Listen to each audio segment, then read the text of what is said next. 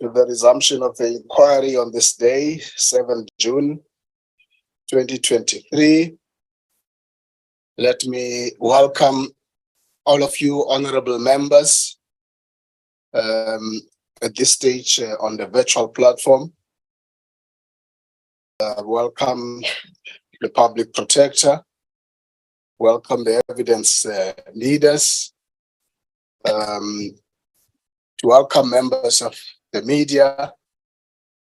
Welcome members of the public joining us in their various platforms.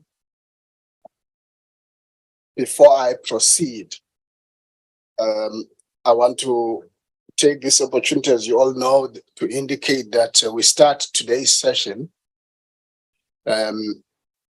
short of one of our members who have lost Honorable Dina Jumat-Peterson. And for that, I'm going to ask all of us to rise.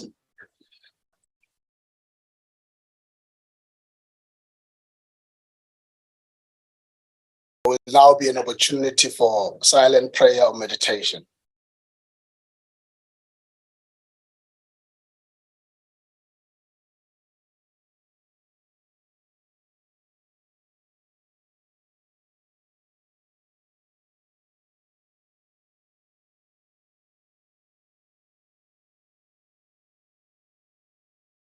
Thank you. Please take your seats. Thank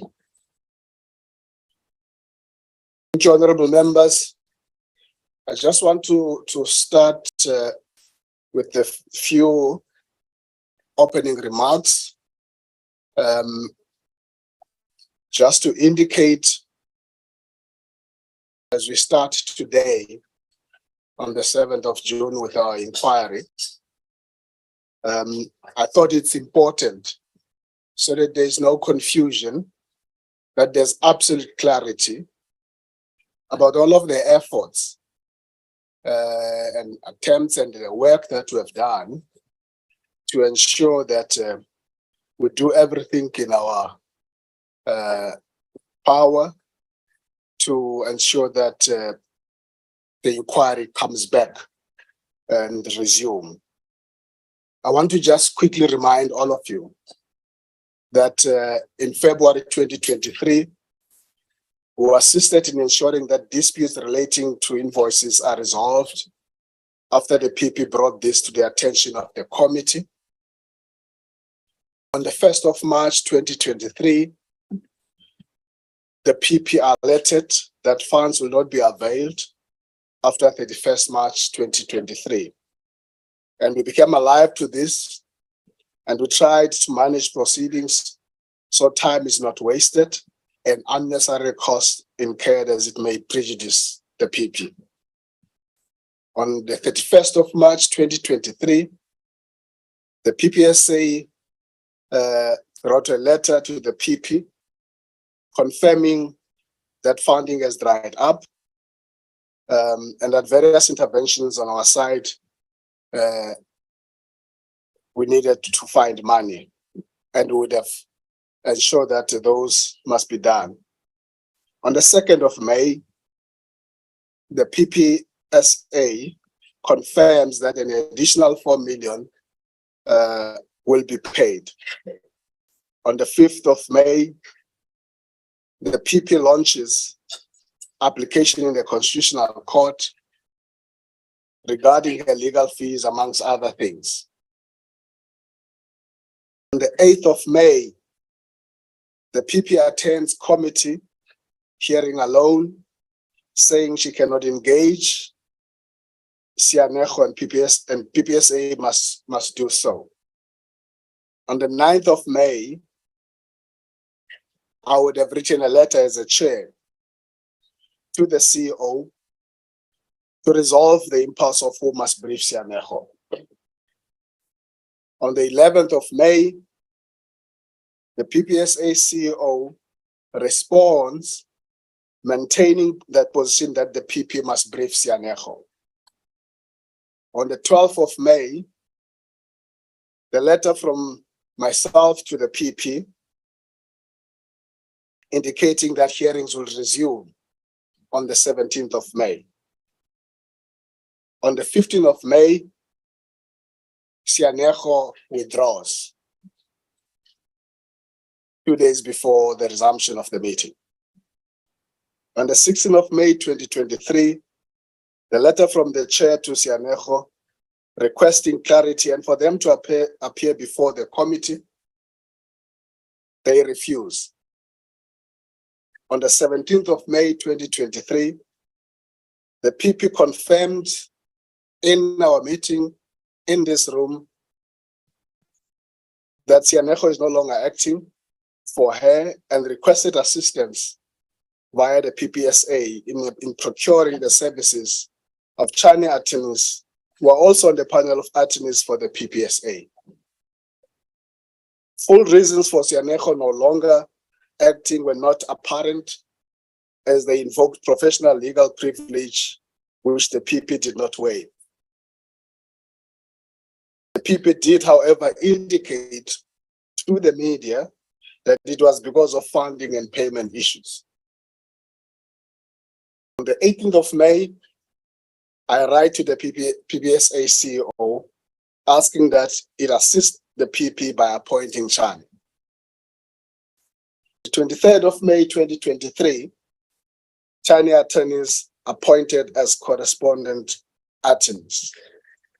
Since then, there would have been regular correspondence with Chinese attorneys and the Secretariat about appointing counsel.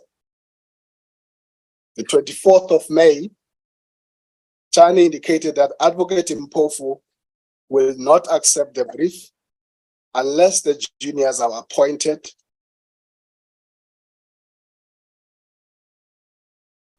On the 25th of May, the state attorney informed China that approval has been granted to also appoint the 2 juniors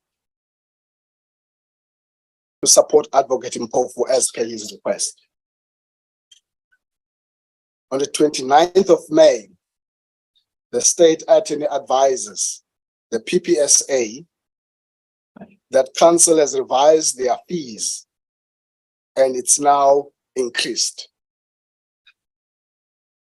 On the 2nd of June, 2023, this committee met and resolved to proceed.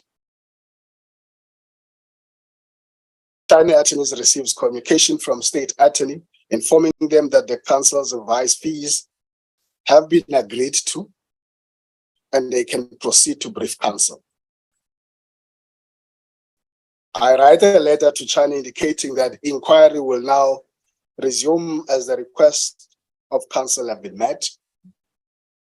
That resumption will be on the 5th of June, Monday past.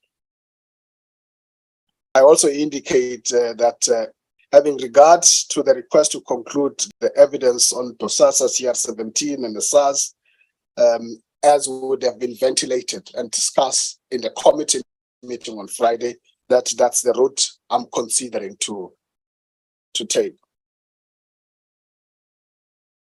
But in that letter, I also indicate to China attorneys and the PP that they need to give their comment on that intention that I'm considering by Sunday, 1300 hours. On the 4th of June, the letter from China indicating they can't brief council as they need to familiarize themselves with the records in the matter despite the PP indicating Advocate Mpofu is a representative of choice. The letter arrives in the evening, whereas we gave a 1 p.m. or 1300 hours deadline if there were issues to raise. I send a letter to China indicating that consideration is still being given to an approach of allowing evidence to be concluded on CR17 Bosasa and SARS, and a deadline for comment extended to the 5th of June at 2 from the 4th of June at 1300 hours. So I repeat the matter in the letter.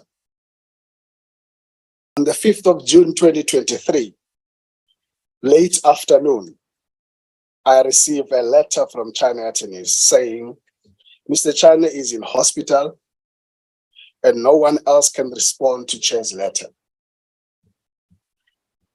The letter from the chairperson to China in terms of the decision in respect of conclusion of evidence on CR17 Bosasa and SARS.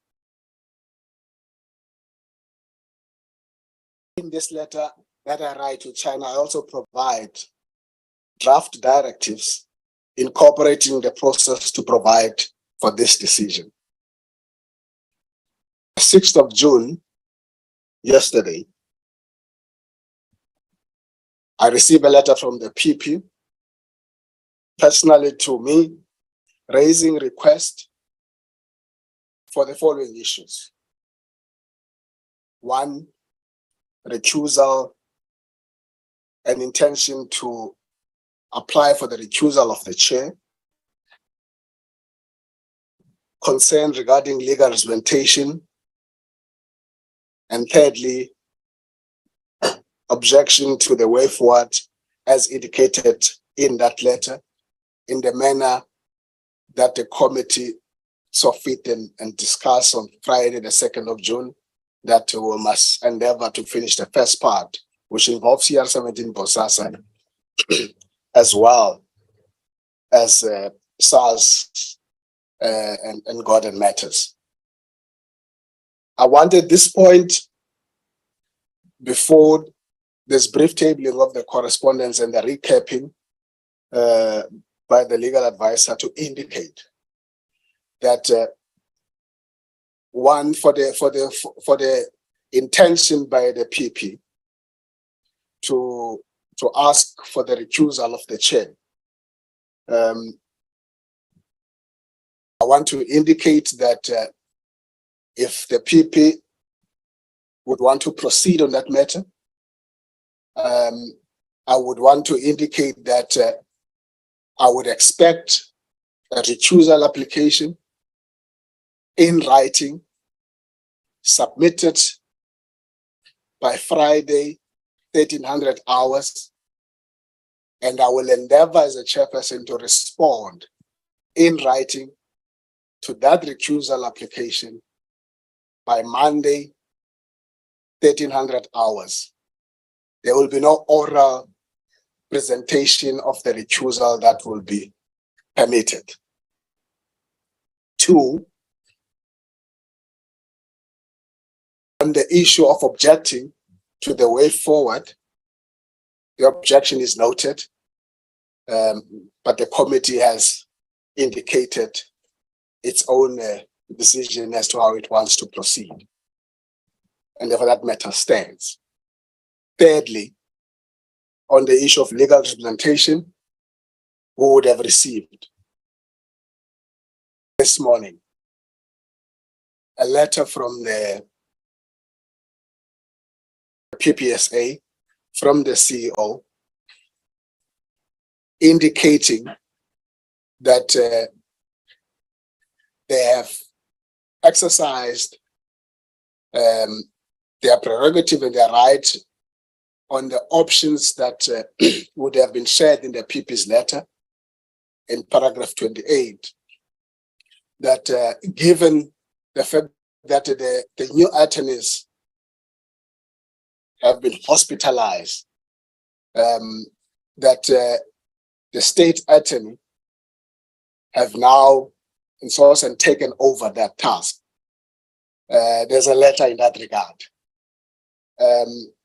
I think the correspondence will also indicate that there's a sick note we have received from Mr. Chane, from a Dr. Farai Dube, who is indicating that he would have admitted him on the 5th of June, and that when he's ready, is subject to further notice.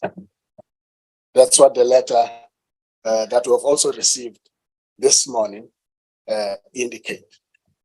So by all accounts, all of the issues the 3 issues put as part of the demand by the PP have now been attended to. And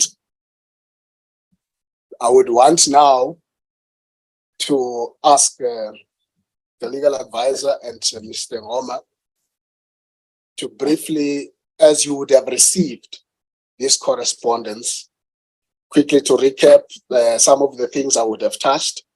And thereafter, I will open the platform for interaction and engagement.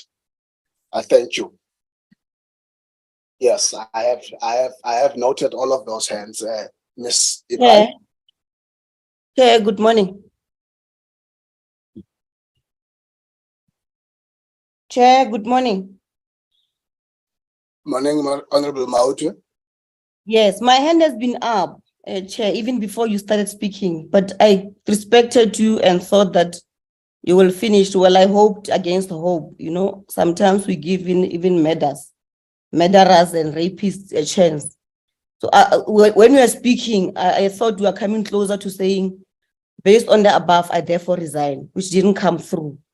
So, okay, but my hand is up. No, Chair, I want to address you. My hand has been up since you started speaking. Can I please speak before you give the platform to whoever you want to speak to? Because this is very important. My hand was up before you even begin speaking, Chair. Just hold, Ms. Fatima Ibrahim. Let me hear you. And I want to indicate up front, I think you have started on the wrong note. We're in a parliamentary session. And yes, I'm aware. Your language that you are using, I want you to restrain yourself from that language that you are using. What is wrong with Chair? No, there's nothing wrong, Chair. There's nothing wrong. And you are not going to give us that attitude. There's nothing wrong. But don't come with that attitude. Don't come with that attitude. Honorable Malema, you have not been recognized to speak. You're not going to do that. But I'm calling you to order. I'm calling you to order. That's not order that you are calling. You are out of order. There is a speaker on the floor. You are out of order. Honorable Malema, I have not recognized you. Honorable Maute, I want you to continue. Yes, Chair, thank you. Chair, I'm going to read a letter that you wrote to the speaker about you. And please just bear with me. I need to read it. No, this is not the platform for you to read letters. It is, Chair, but it's my time. You can't tell me what to do with my time, Chair. This letter is important. It speaks about you, Chair, and this committee. Just hear me out. What is wrong with you? That's not the point of order. That's not the point of order. You're getting into issues of debate. I'm saying to you. That's not the point of order. Okay, it's the time that you've given me time to speak. You can't tell me what to speak, what to say. Now, allow me to say what I want to say. Honorable Mautwe, we are going to be relevant to the purpose of today. I'm not going to allow things that are happening outside of this inquiry to give them a presentation. This inquiry and this meeting is not about that. I want you to be on that. Chair, on a point of order. What is your point of order, Honorable Mautwe? No, it's Honorable Madam Chair. It has come to our attention that you, the late Ms. Peterson, may her soul rest in peace, and the Chief Whip of the ANC, Ms. Pema Jodina, have been implicated in serious allegations of impropriety. These allegations are of a nature that they threaten to severely undermine the credibility of Parliament and undermine the work of Section 194 inquiry, our work. Specifically, Chair, you and the two members are accused of soliciting a bribe from the Public Protector Advocate Mkhobane, as alleged by her husband, Mr. Davis Khosan. Chair, on a point of order. A case has been lodged already with the South African Police Service, and there is prima facie evidence. You can't call order when there is order. Claims, Chair, including verifiable WhatsApp communication between Mr. Khosan and the late Ms. Peterson. Given the gravity of these allegations, Chair, and in the interest of preserving the credibility and integrity of our Parliament, I hereby humbly request you, Chair, to recuse yourself from this committee so you can continue without any cloud hanging over anybody, especially at the head of this committee. Furthermore, Chair, it would be prudent for you and the members to take a leave from the National Assembly while that investigation is still undergoing. Chair, it is in the interest of this country that this matter must be concluded. Now, you can't come here and behave as if there are no issues against you. We are pleading with you as members of parliament. We are pleading with you as members of this committee to say, recuse yourself. It can't be everything about you. What's so special about you, Chair? Recuse yourself. ANC will still point of get another order. person to come here and preside over this committee without you being at the helm of this committee. Because now you are even emotional. Before even we've done anything, they're emotional because you are going to. You can't be correct. Thank you, Honorable Mautwe. Your point is made, and it's noted. We'll respond to it. Honorable Malema. Okay, thank you very much.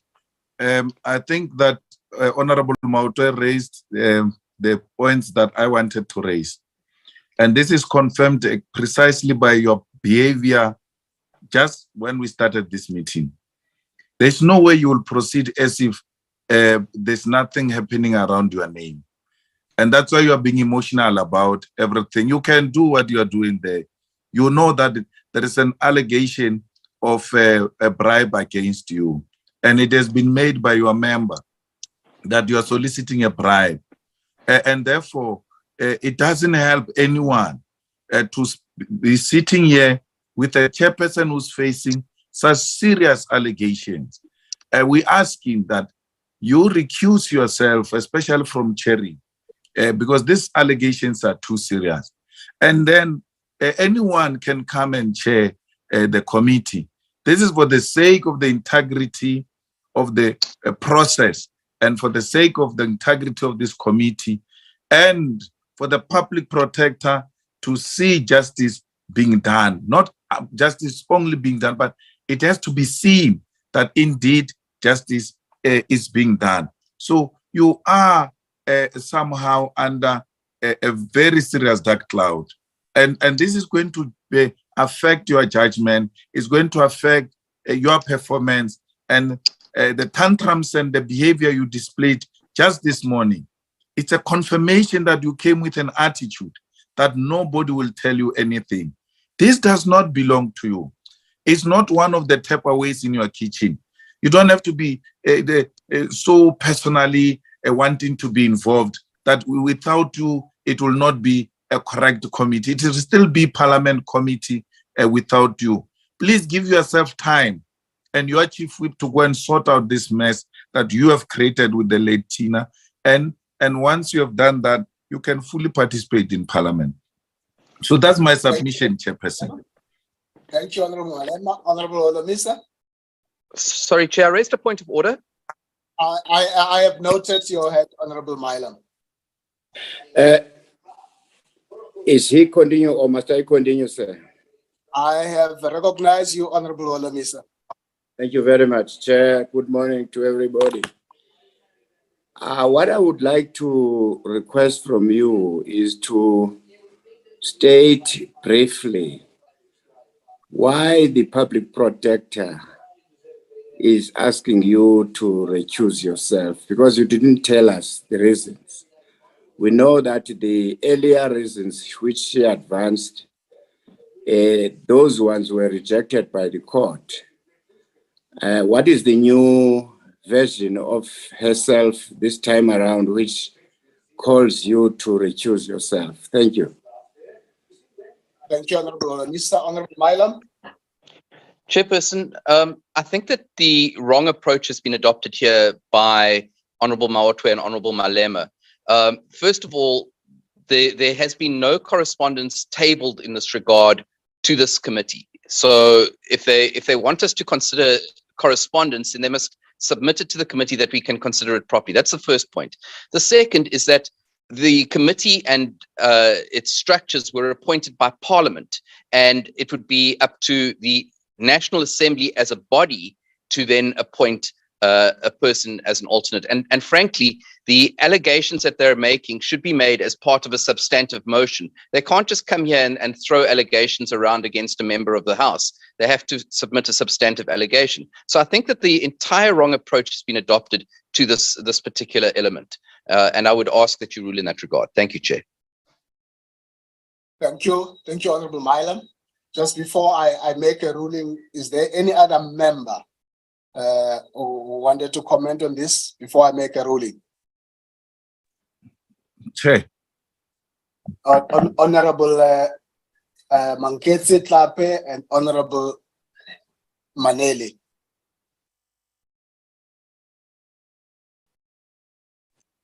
Thanks, Chairperson, and greetings to the colleagues on the platform. Chair, I just wanted to speak on what has just been said by Honorable Mailam, that this committee has been appointed by Parliament. We have nothing before us as this committee that suggests the change in how we have been structured. Now, I would say, Chair, my submission is that we stay put as this committee until, if ever we get anything from Parliament or from the Office of the Speaker. We have nothing. We have been formulated and we have been appointed by this committee as the chairperson. We have nothing from Parliament to this effect. Thank you, Chair.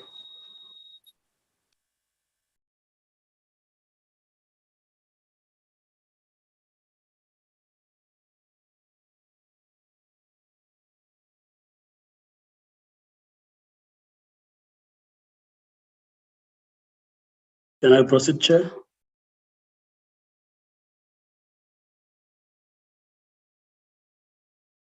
Okay, just wait. I'm told our mic is not picking up.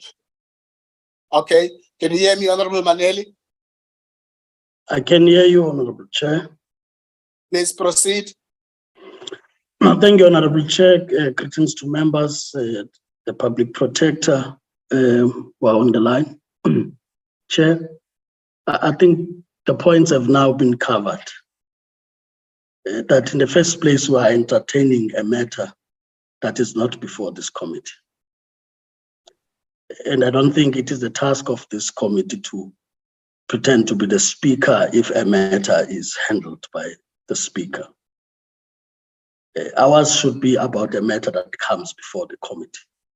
This includes if there is a recusal application. You've already clarified in the journey that we're taking us through, that if that would happen, there would be a response to it at an appropriate time, and that the committee can entertain the matter once it is before the committee. We are proceeding on the basis that there was a committee meeting, and that committee meeting made it clear even on Friday that we would not entertain matters that are not before the committee. At that time, it was allegations in the media, and those were not matters that were before the committee. Even at this point, it is still allegations that get made elsewhere and nothing substantive that has been put either before Parliament or the committee. And let's just remember that our task is an inquiry clearly defined, and as such we should be focusing on, Chair. And I want that at least we proceed from that angle, Chair, so that we engage the matters that you have put before the committee, because we have not yet engaged those pending the other people that were still going to speak, the legal and so on. And then we can engage comprehensively. Otherwise, we are now taken to the sideshows from the main stage. Thank you. Thank you, Honorable Maneli. Honorable Heron. Thank you, Chair. Chair, I just wanted to respond to the point of order or the proposal from the input from Honorable Milam. I think it's wrong to call for a substantive motion in the context in which we are currently in. We have all invested substantial time as members of this committee. Parliament and the PPSA have invested substantially financially in this process. There are these allegations, and I don't wish to make any predetermined, I have no predetermined idea as to whether there's veracity to the allegations or not, but the allegations do go to the heart of what we've been trying to achieve over the last year, which is to make sure that there is a substantially free, fair, and untainted process. So I do not call for you to recuse yourself. I think that's a decision you have to make for yourself. But in giving direction and in response that you intend to do now, I do hope that we are that you are cognizant of the need for this whole process, the amount of time and money that we've invested in it, to retain its credibility. And I don't know how you're going to navigate that, but I think that Honorable Milam is wrong to suggest that the process and the decision-making and the discussion must take place outside of this committee, which committee is required to make a recommendation to the National Assembly based on a free and fair process, untainted, about whether the public protector is fit to hold office, in a nutshell. And with these allegations, we need some clear direction as to how that can be achieved. Thank you. Thank you, Honorable Milam, Honorable Zungula, and then Honorable Sukas. Thank you, Chair. I want to agree with Honorable Heron here, in the sense that, Chairperson, this process, for the longest time, there's been a very, very strong argument regarding the integrity of the process, the fairness of the process, and ensuring that the process is above board, to avoid a case whereby after the conclusion of a process that takes a lot of money, a lot of time, and then when it goes to legal scrutiny, you find that the entire process gets to be, the report gets to be thrown away by court of law because of some aspects or some parts of the process were not done above board. So in that context, Chair, the issue of your recusal is a matter that should be about your conscience, where you are going to say, because of these allegations, and it's not just allegations that one would say it's just rumors. There is WhatsApp conversations, there is voice recordings. Therefore, we cannot make this a non-issue. Now, that speaks, it's about you, Chair, and what you deem to be something that is morally and ethically upright. However, we can't dictate to your consciousness. A lot of people, might not have the kind of moral upstanding for them to take such decisions. However, it is our view that there needs to be guidance in terms of even the legal team or that is supporting this committee, to say in such a case, given the strength of these allegations, we can't just depend on you to recuse yourself, Chair. There needs to be guidance from the legal team to say, in light of these strong allegations, which are backed up by evidence that need investigation, I agree with Honorable Heron to say, we can't determine or we can't conclude whether they are true or not. But at the same time, we can't just continue as if there is nothing that has been alleged with evidence that is in the public domain that is imploring that there are members of parliament who sit on this committee and others do not sit on this committee, who solicited bribes in order to influence the direction of the of this particular inquiry. Now, if you are going to preside over that inquiry or preside over, going to continue presiding over the inquiry, whereas there are these strong allegations, would be failing in terms of our job as members of parliament to sit on this committee if we're to allow that. So that is why I'm saying that there are two options. The first option, it is you taking a conscious decision if you call Nakuwe. The second one, it is the legal team that is supporting this committee to advise that in such a case, when there is such strong allegations against a chairperson, and you are not alleged, Chair, these allegations have got, it's not a matter of allegations about something that is not related to this inquiry. It is at the core or the heart of this inquiry.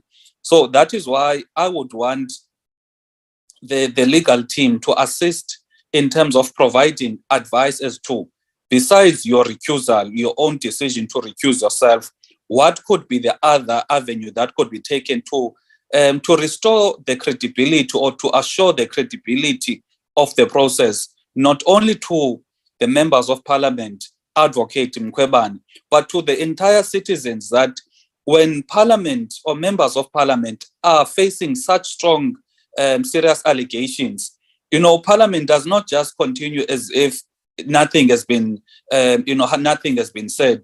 So that is our contribution on the matter, Chair. Thank you. Thank you, Honorable Zungula. Honorable Sukas. Yes, Chair, thank you so much. Good morning to you, Chair. Good morning to all the members present and those in the venue. I want to extend. Can you hear me? Can you hear me? Yes, I can hear you, Chair. Can you hear me? Can you hear me? Can't hear you, Honorable Sukas. Let's just quickly fix this. Just take a pause.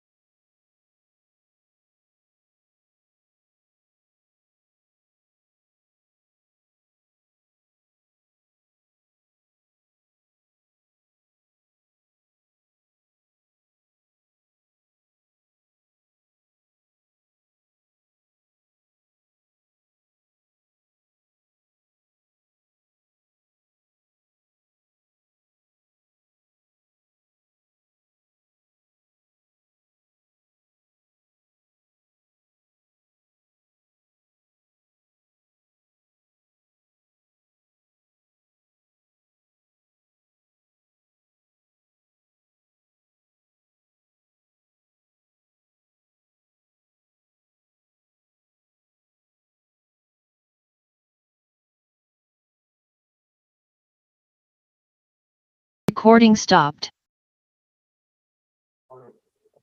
I hope they would hear me. We'll take a Recording in progress. Back at 11, the IT says there's a device active in this room, but they need to pick up, which is creating all of this. So you can indicate to them we'll be back at 11. Is it? Can you hear me now, Honorable Sukas? I can hear you, Chair. Can you hear me? Okay, I can hear you. Let's proceed then. Please go ahead.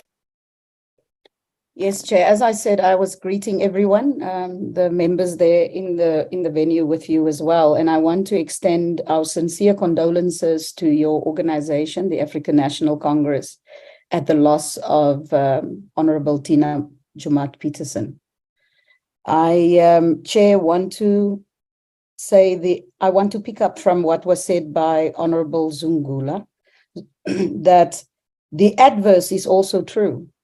The adverse in terms of the public's view of this process.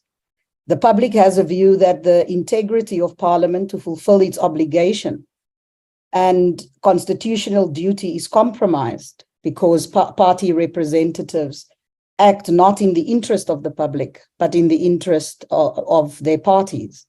So the adverse is also true, that there is an expectation that the process would not conclude and that we would not be able to fulfill our oversight properly. We have a duty to rectify and to restore the trust of the public in our processes, the processes of Parliament. And Chair, we cannot afford any further delays. The issues that have been raised, we need to also say that because of the accusations or the notion that the process would not be fair or that the integrity of the process being questioned, that actually so much has been done to ensure fairness to the process. And we cannot,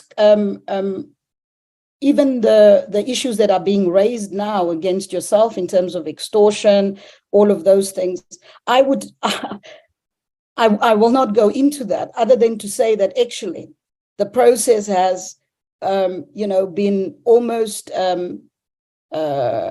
expanded in its leeway to ensure that every single effort is made, that fairness is done to the public protector. So from the beginning of the process, I think Honorable Mulder was the one that raised it first.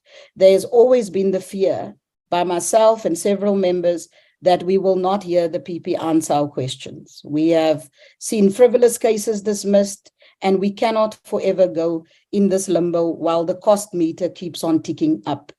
I think the last time we had an amount of 26.4 million rand. Chair, I ask you not to recuse yourself. You have been fair to the PP. This process has been more than fair to the PP. We must conclude. We owe it to the poor and the vulnerable. And I propose that just as in court that you set down the days for the hearing, you allocate the time for various parties, and they use that time or they don't use that time. But we cannot give more delays. We have an extensive written record, and I urge you to keep the time allocated brief and that the committee has ample time to question the PP, or if she does not make herself available, deliberate, that we deliberate and obtain assistance from the evidence leaders. We cannot continue. What I want to say is we cannot allow the process now to even to add more to it, add more flavor to the sense of instability, throwing processes, this process off kilter. We cannot do that. It is not just, it is not right. It is not just to the people that we serve, and it is not right in terms of our own duty as Parliament to do oversight over Chapter 9 Constitution, my apologies, Chapter 9 institutions. So those are my inputs, Chair. Thank you. Thank you, Honorable Sukas, Honorable Majosi, followed by Honorable Mulder. Thank you, Honorable Chairperson. Good morning, all honorable members and all legal teams that are present today. Chair, I think when we spoke about this 2 days back, we had agreed that we can't derail anymore. We must deal with the matters that are at hand, and we also approved the matter of a program. I think we can't be dealing with thumb-sucking of information and saying there are allegations. Yes, there are allegations, and up until they are proven to be true with evidence that will be brought forward, we can't then be thumb-sucking that out of your own conscience or what should happen, but we should be dealing what we have in front of us. And right now, we had approved a program that we should be continuing with. These are other tactics that are derailing this committee so that we don't get to the end of the report and that we don't actually finish the inquiry and the mandate that we have been given. So I don't think you should recuse yourself. If this committee had all the evidence at hand that you are actually involved in certain things and what not, would not be in disagreement, would all be agreeing that we, Chairperson, we want you to recuse yourself. But that is not the case. We can't be dealing with allegation and thumb-sucking that there is evidence. If there is evidence, where is it? Because it should be brought forward.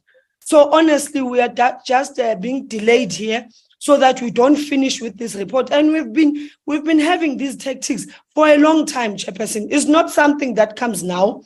It's not something that it's upright because it has happened because of what allegations have been brought forward. We've been having these delaying tactics for a long time, and we can't deal with it.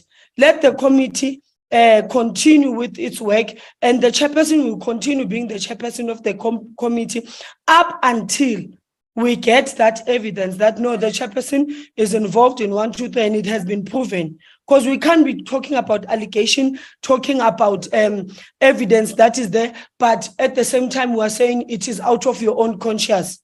No, let us be true members of Parliament and serve with integrity. On a serious note, we cannot continue like this. I don't think that the chairperson should recuse himself, and we must continue with the adopted program. Thanks, Chair.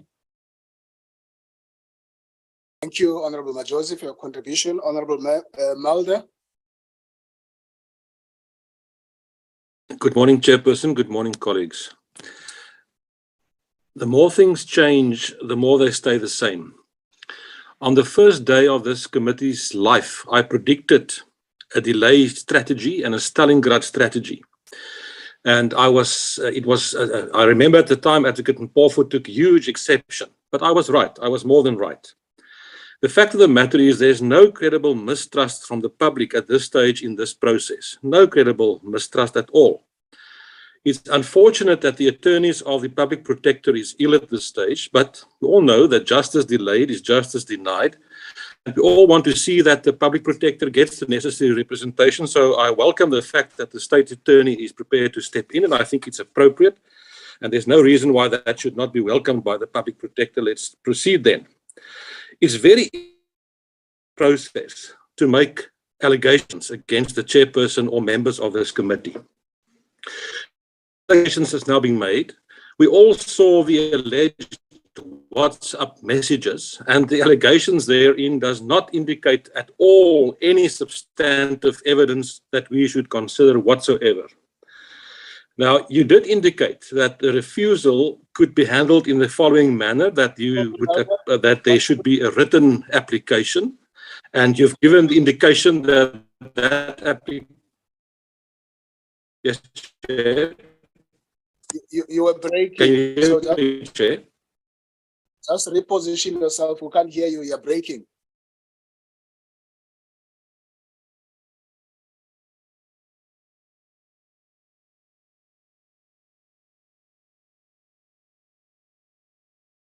Honorable Mulder, is he still there? We've lost him. Chairperson, can you hear me? Yeah, Chairperson. Yes. You are muted. Chairperson, can you hear you very well? Can you hear me? Can you hear me now? Yeah, hello. Chairperson? Yes, can you hear me? Can hear you now. Thank you, Chairperson. No, I don't know what happened with load shedding. No, the fact of the matter is that you've indicated how you intend to address if you receive a written refusal application, and you've indicated how and what form it should be, and that you will respond in writing. And until that time, if such an application is made, there's nothing to discuss further in terms of recusal whatsoever.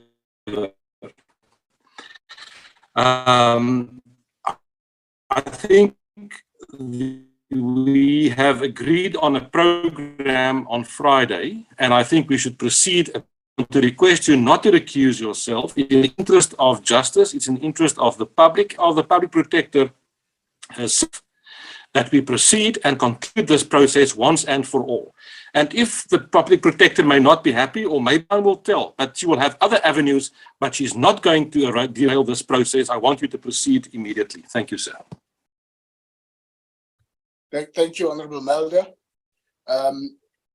I had asked that I wanted to make a ruling after the members have spoken. So I see Honorable Malema, is that a second bite that you want to have before I make a ruling? Yes, Chair. Okay, go ahead. Chair, there's the story that there's no substantive motion here. It's actually neither here nor there, because we cannot meet here and then behave like there are no issues. There's been a loss of life based on, amongst other things, these allegations. And we can't treat this matter as if it's not a serious matter. We came here with the understanding that you on your own will, perhaps in your introduction, make those remarks and ultimately say, because of these reasons, I will not proceed. There's nothing thumbsucked here. People must know what is the definition of thumbsuck. You don't go to a branch and cram a concept of thumbsuck and abuse it at this platform. Allegations have been made and letters have been written to the speaker. WhatsApp messages have been publicized, implicating the leadership of this committee. And I know it's very difficult to persuade the corrupt to agree with us in this regard, because their unity is based on principle of corruption. And it's very unfortunate that other leaders of the opposition have joined the bandwagon of defending allegations of corruption. We would have failed, Chair, in our own duty as a committee and as parliamentarians not to attend to these matters if we come in this fashion and not say anything. Our duty is to confront corruption and bribery at any given moment where it raises its ugly head. And Chair, we're saying we're speaking to your conscience. It's only you and you alone. Without any motion being put forward, without any substantive motion being put forward, you have a duty yourself to protect the integrity of this commission. So a public protector must appear before a person who is alleged to have solicited a bribe in order for her to get a fair trial. And then people say it will be in the best interest of public protector to proceed. It's not correct. It will not be.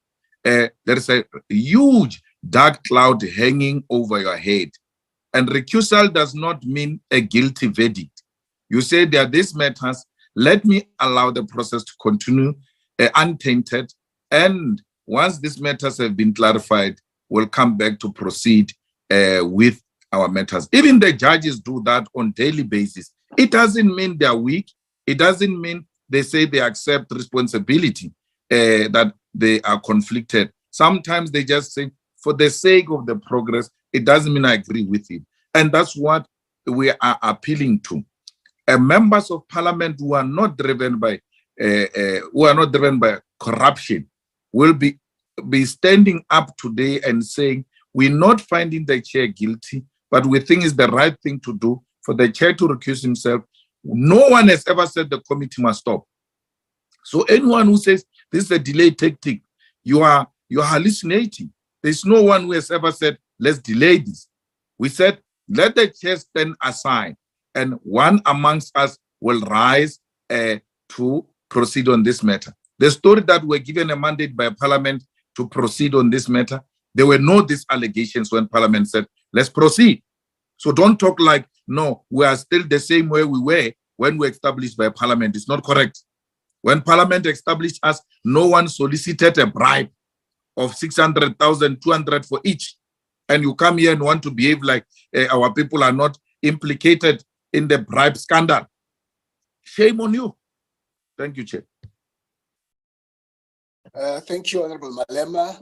The following hands will be the last hand I recognize and then make a ruling thereafter. It will be Honorable Kolangola, Honorable Mautwe, Honorable Mananiso, Honorable Majosi, Honorable Zungula, and Honorable Zungula, Honorable Maleli, and I will come here at S12A to give the member who's here to close that, and then thereafter I make the ruling. I now have 3 members, 4 with Honorable Malema, 5 on the second bite. And I would want those members with the second bite to be much shorter. I've given you an opportunity to speak. Over to you, Honorable Kolangola. Thank you very much, Chairperson. Indeed, we're devastated with the passing of a member of this committee. We hope and wish that her family will heal. Chair, I think we've made a mistake when we started this meeting. We should have added an item in the agenda that is rumamongarism. Because now the meeting I didn't get that. What item? Rumamongarism.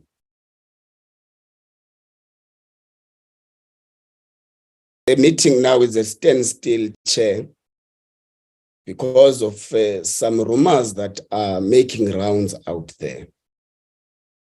But the reality is, Chair, in this committee, we have nothing concrete to confirm the rumors that are being made by media out there.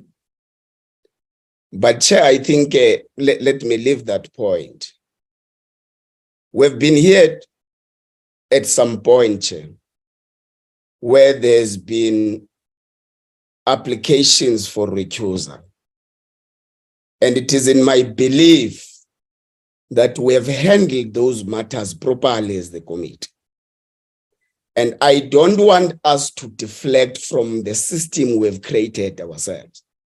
That when you want to, a particular Tolangola must recuse himself, we have set a system of how you do that. You don't come and make announcement in a meeting, recuse yourself, and all that. You do that properly in writing. There must be a response. Then there must be an engagement by the committee. Now, we're engaging something that has not been returned to the committee as a recusal application. We're engaging just a throw of words in the committee meeting. And I am quite disappointed by the members of the committee to even entertain it and make it a committee discussion that there is a recusal application, recuse yourself and all that thing, which is something that we have as this committee dealt with before. And we've done it very much properly and very much decently. So, Chair, I want to propose that we don't entertain anything that is not returned to the committee as a discussion of this committee. We'll await a clear communication from whoever wants to make that kind of application. Then we'll discuss it and indulge on it as this committee. But for now, we have nothing of that sort. So can we proceed, Chairperson, with the business that which we set this meeting for today? I want to plead with the chair. I want to plead with members of the committee that we proceed with the business that which we set this committee for, this meeting for today. Thank you very much, Chairperson. Thank you, Honorable Kolangola. Honorable Mautwe, your second bite. Yeah, no, thank you, Chair. I wasn't going to speak after the president of the EFF because he covered me greatly, but I'm tempted now because of this colleague who just spoke before. Chair, we can't ignore the fact that you are headlines. You've made headline. Your name has made headlines. And that's what the committee members should know.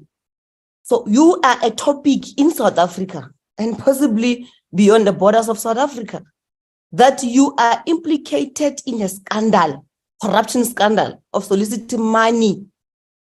The WhatsApp messages are there. The evidence is there. It's been given. It's very sad that one of our own is no more now, today, a day after those messages were made public. So it's a public issue.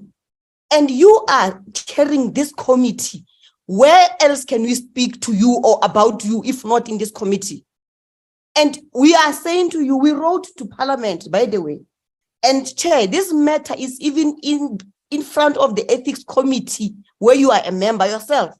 So members of Parliament can't say that there's no evidence and therefore let's just ignore everything else. The matter is sitting with the Ethics Committee. That is a fact. The matter about you and the claims again about your corruption. Now, Chair, please, we are saying to you, you are frustrating us. You see, now we spent almost more than an hour now discussing you. When you started correctly by addressing us, we are hoping, like just at the end, we came with it properly, like timelines like that. This is where we are. This is where we started. This is the letters. Well, I therefore resigned. I leave you committee with this. That's what we expected from you. Now we are all over fighting, trying to make sense to you, pleading with your conscience.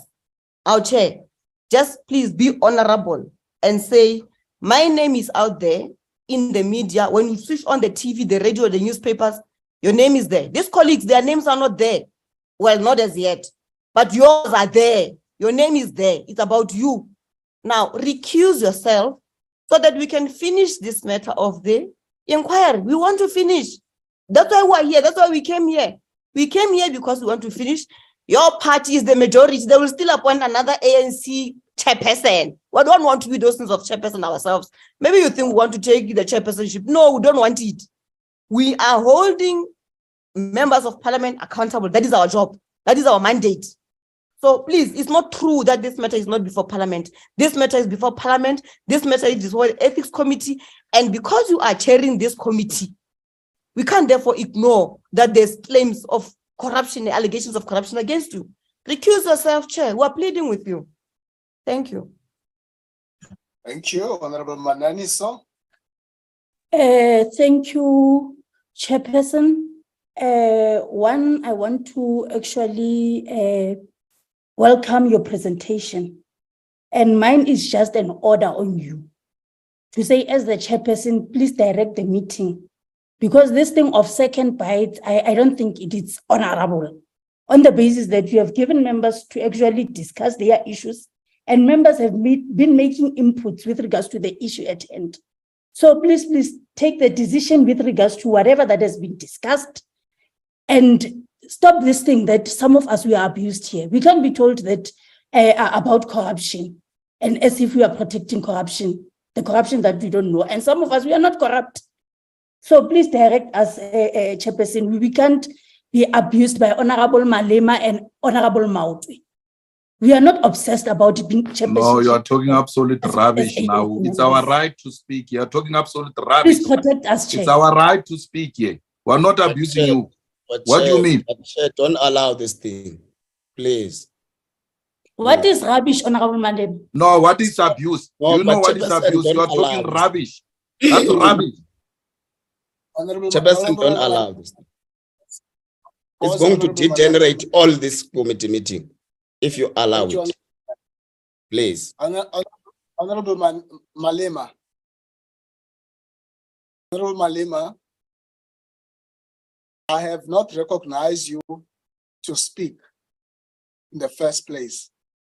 I want you to refrain from what you are doing because that is completely out of order what you are doing. When a member is on the platform, when you have been given a platform twice and you start doing that, no matter whether you like or you don't like what the member is saying, I would like you to refrain from doing that. Honorable Manani, so please. Chair, on a point of order. What's the point of order?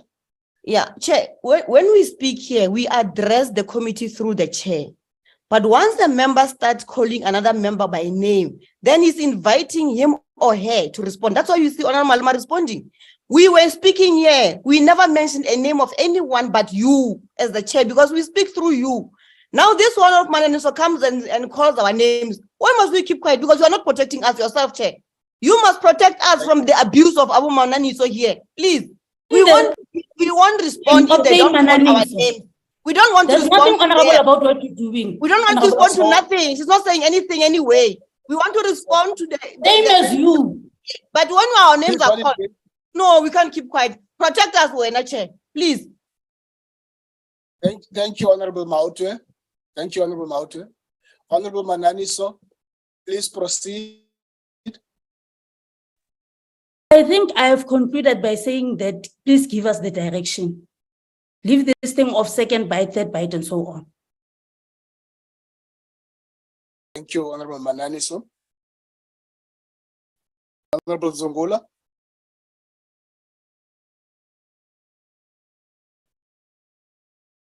Honorable Zungula. Thank you, Chair. Chairperson, I'm addressing you, Chair. Firstly, Chairperson, there is no rumor mongering here. This is not a case of a delay. Order. Chairperson, order. Order, Chairperson. Just pause, Honorable Bola. Chair, you are out of order. I'm calling an order on you. You are allowing this meeting to degenerate to responses. Everyone now is raising their own hand to respond to a particular member and a particular member. And it now, sorry, it now has nothing to do with the context of which we're discussing as the committee. Now, Honorable Zungula is coming back only to respond to a particular comment. So, Chair, please rule yourself out of order. You are out of order yourself. Thank you very much, Chair. Thank you, Honorable Tolangola. Your point is noted. I given second bites to members and I've asked them to have a limited time to be briefed, but I do take the points you are making that the second bite must be on issues so that it's not just a repetition of the discussion. That point is taken, as well as I would have taken the point of Honorable Mautwe, that as members address, they address the chair and not necessarily names and individuals. So thank you for that intervention. Please proceed and conclude, Honorable Zungula. Chair, you can't ask me to conclude whilst I said only one sentence and I was rudely interrupted by Honorable Nola. It is the second bite. I had limited it to everybody else. Please proceed. Thank you. I must proceed, not conclude. Firstly, Chair. Yes, Chair. But now I'm speaking, Chair. You're not going to tell me to conclude, Mos. I've not even made one point. You are saying I must conclude. Go ahead, Honorable Zongola. Enkosi Slalo. Here there is a case opened. And this case opened, it is in relation to your conduct, your illegal conduct or allegations of illegality on your side, whereby it is alleged that you and other members of the ruling party were soliciting bribes in order to influence or direct this process towards a particular outcome. That on its own, Chair, it is a very, very serious allegation. And the evidence is in the public domain. And not only in the public domain, but it has brought to the attention of the Ethics Committee, brought to the attention of the Speaker. Therefore, if we are going to continue as if nothing has happened and there's no serious allegation, it means, Chairperson, this committee and yourself is seriously undermining the role of Parliament, the role of the justice system, and the seriously undermining the people of our country who always expect that Parliament must act ethically. And if there are allegations that are there, then those allegations must be tested in order to give confidence that There's nothing to hide. The fact that we are going to have abantu that are going to try to deflect and say this is not a serious issue, or there's a time wasting, whereas there's a case opened. This is not just in the media. Media reported something that was in the reported on a case that has been opened to the police. Therefore, Chairperson, I want to implore you, if there is any sense of consciousness and the respect of the people of our country, the logical thing will be to step aside, allow those investigations, allow the ethics committee to process whatever it needs to process, allow the police to do the same thing as well. But your continued stay in your role as a chairperson under such serious allegations whereby a case has been opened, then it means it is an indictment to the processes of this committee. That is the first thing. The second thing, Chairperson, is that you are acting as if there is something to hide. You've made those points, you are repeating the same points. I'm wrapping up, Chairperson, and goes. So when people have got something to hide, they get easily agitated when they are being held accountable. Just like now we're discussing this issue and we're saying that we are not saying the process of the inquiry must stop, but we're saying the person that is chairing or the person that is presiding over this process that has got a serious allegation on the integrity of the process must step aside and allow a person that has not been accused of soliciting bribes to actually continue proceeding with the process. But the fact that you are being defended and now you do not want to step aside, it clearly means there could be truth to those allegations. Thank you. Thank you. The last speakers, so I can make the ruling and we proceed to the next item. Honorable Majosi, Maneli, Nkosi, and Lothred. Thank you. Thank you, Honorable Chairperson. I think I will still repeat. Let us not come into the inquiry with our own objections and thumb sucking of non-factual information and with no evidence that will be provided. We approved a program, Chairperson, on Friday that we are continuing with the inquiry on matters that we should conclude on. And I plead with you, Chairperson, that let us continue with those. What thumb sucking means, members will go to the dictionary. Hallucinating is when members want to deal with non-factual allegations and nothing of an evidence that is brought forward. A case is opened. If that the case is opened and you are found that you are found wanting, you should be arrested by now.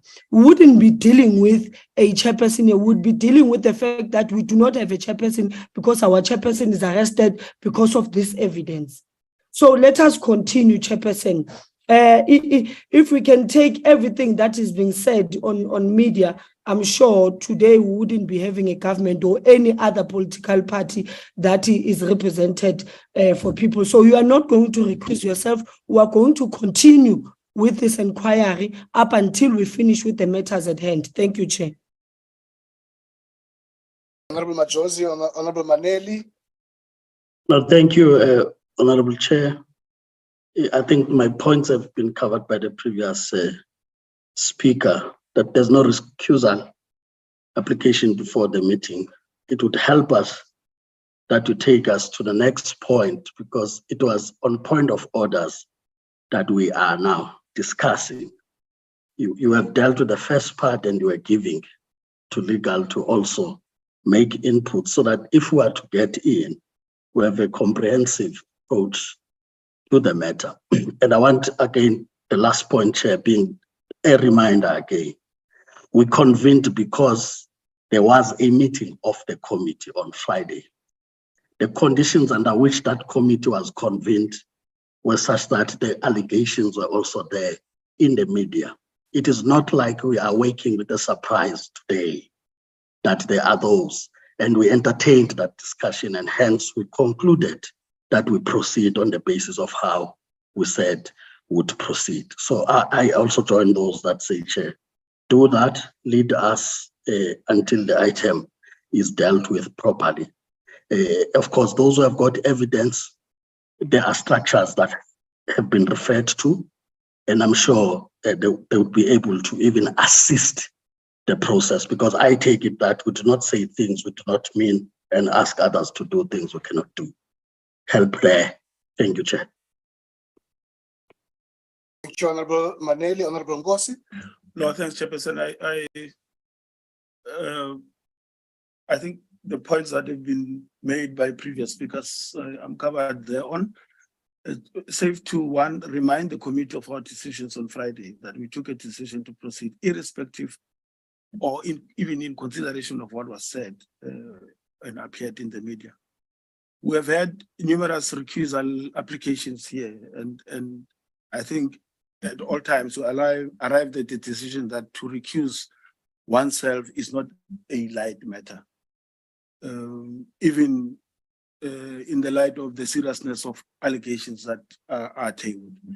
An impression must not be created here that we do not take these allegations serious. We do take them serious, and that is why we are affording you and the processes to conclude.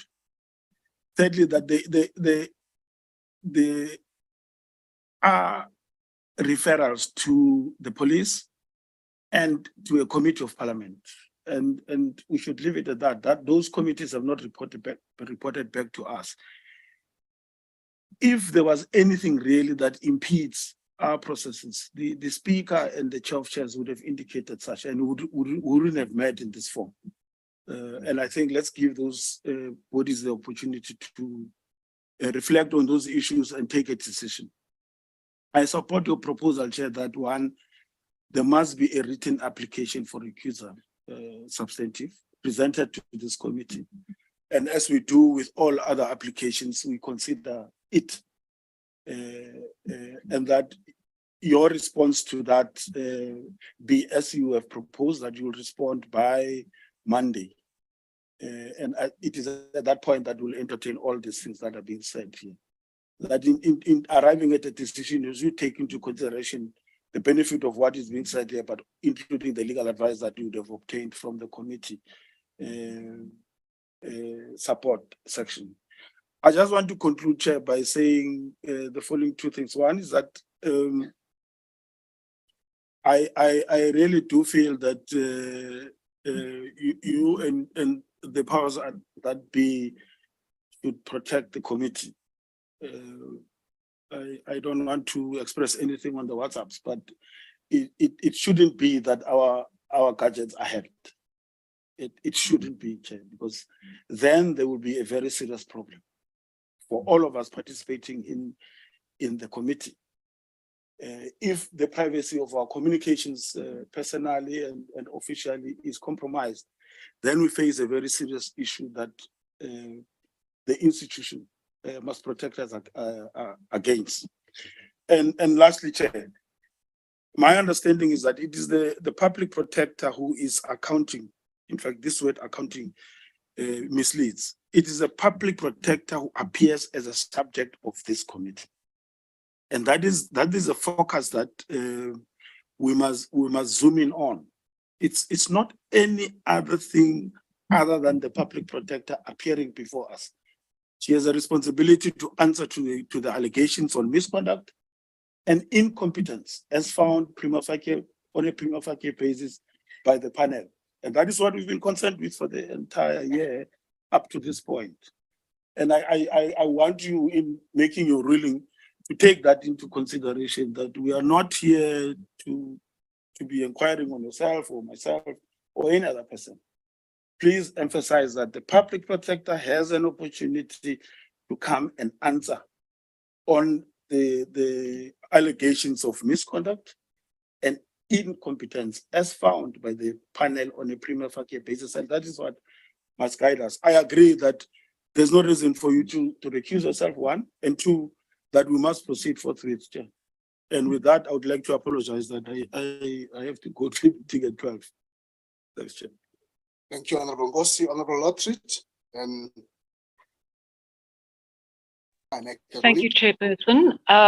Yes, I just want to add my voice to the fact that I think we should stick to your initial decision and, guidance that we need any application for a recusal in writing, and that it is then up to you to decide whether you recuse yourself or not, because for an hour and a half now we've heard assumptions, allegations, aspersions, and I don't think it is doing this particular committee any favors. So I also propose that we proceed and then you await an in writing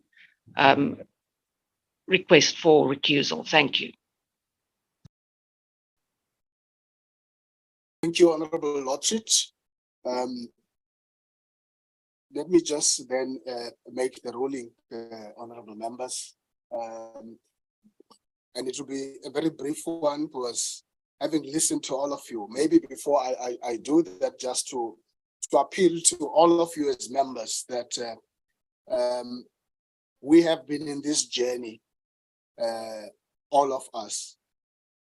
I want you to continue exercising the decorum, the patience, and your determination and commitment to ensure that we have a rational and a fair process.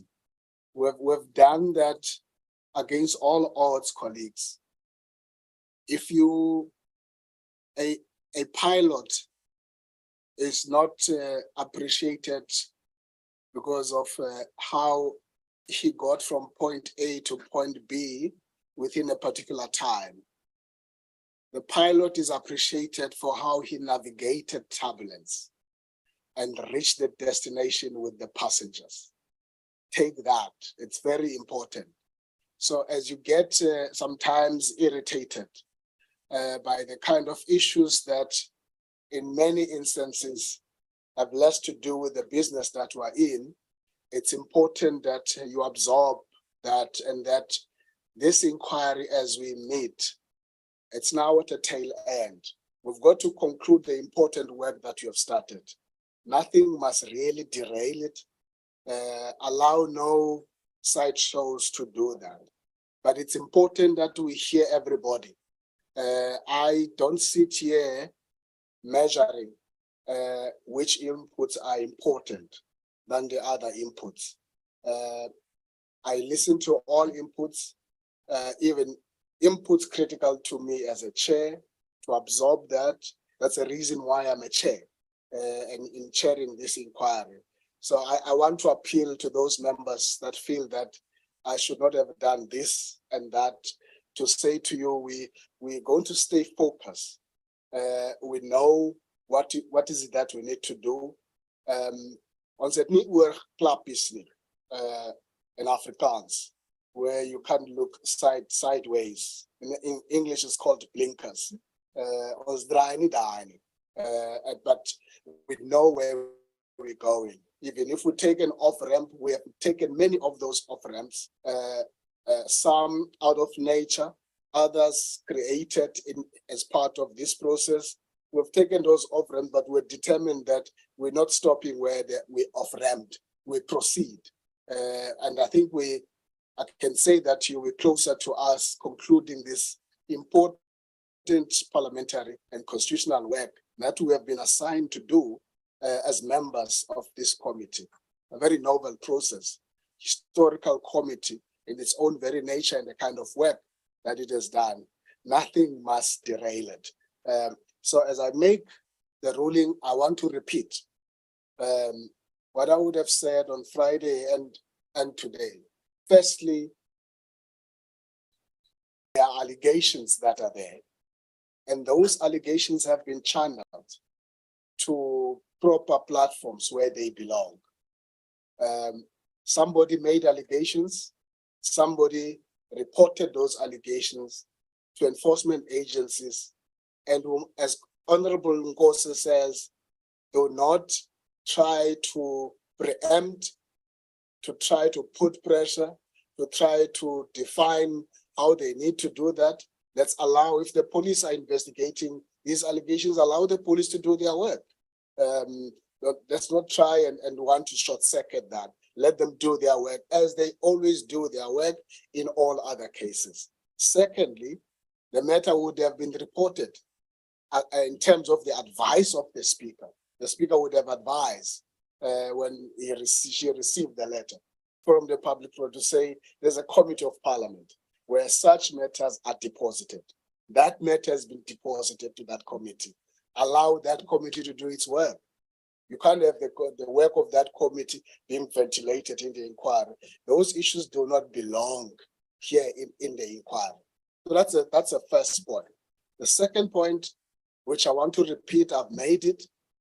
If any member or anybody, and I would have spoken in response to the public protector's intention that she indicated in the letter of recusal of the chairperson, and I was saying, I welcome that, and I was saying it's important that if there's a recusal that is coming, that recusal must be done, and it must be done in writing, and I would have indicated so that we'll move with speed. That on Friday, 1300 hours, one would expect that written recusal, if there's any written recusal that really explains why somebody must be recused, and secondly, determined to work throughout even this weekend to ensure that come Monday, 1300 hours, there's a response to that written recusal. Thirdly, I did say that we are not going to have an oral presentation of that recusal application. It will be done in writing and responded in writing, and the committee will have an opportunity to navigate those issues and ventilate itself around those things. That is the ruling I make, which I repeat some of the things that I've said before. I am now going to invite Ms. Fatima Ibrahim to take us through to what I wanted her to do in the first place. Thank you. Over to you, Ms. Ibrahim. Excuse me, Chairperson. Chairperson. Have you not forgotten to respond to my point? It was different completely. Thank you. I think I did. You can remind me if you think I did not. You did not. I asked you to clarify to the committee as to what exactly is the public protector. Okay. No, Paul, I hear you now. My response, Honorable Olamisa, is that as things stand, there is no recusal application. In the letter of the public protector, there is an intention that's what she will pursue. And therefore, what I'm doing, I'm encouraging both herself and anybody else who wants to do the recusal to do that. So there is no recusal application in front of us as we meet here today. Thank you, Honorable Olomis. But Chairperson, what did she say? What is she asking us to do? We have a right to know that. Please, just summarize it for us. Yeah, we will summarize that for you because it's part of the... Raised by you. Thank you. It's part of the update, and it's also in the letters that we've sent to all of you, but we'll emphasize and lift it up in terms of paragraph 28. Ms. Ibrahim? Thank you, Chairperson. Chairperson. Who's that? A PP. Yes, my hand has been up. Are you going to be giving me an opportunity? Yes, I will give you an opportunity. Since the beginning. All right. I will. Ms. Ibrahim? Thank you, Chairperson, and good morning to yourself and all the members and everybody in the room today. Chairperson, you've given a high-level overview of the correspondence. I'm going to try to zoom in on the salient points that will help the committee in terms of direction on the way forward. As you indicated after our meeting on Friday last week, us having then been informed that the issues relating to the two juniors that Advocate Mpofu had requested, as well as the increase in the fee rates having been resolved, we then wrote to Chan attorneys indicating that we were going to resume with the inquiry on the 5th of June, which would have been on Monday. Importantly, for members, Chair, is the fact that in that letter, the Chair indicated that we will have regard to the request that was made, if I recall correctly, by Honorable Dlakude, that we conclude the evidence on the Basasa, CR17 and SARS matter.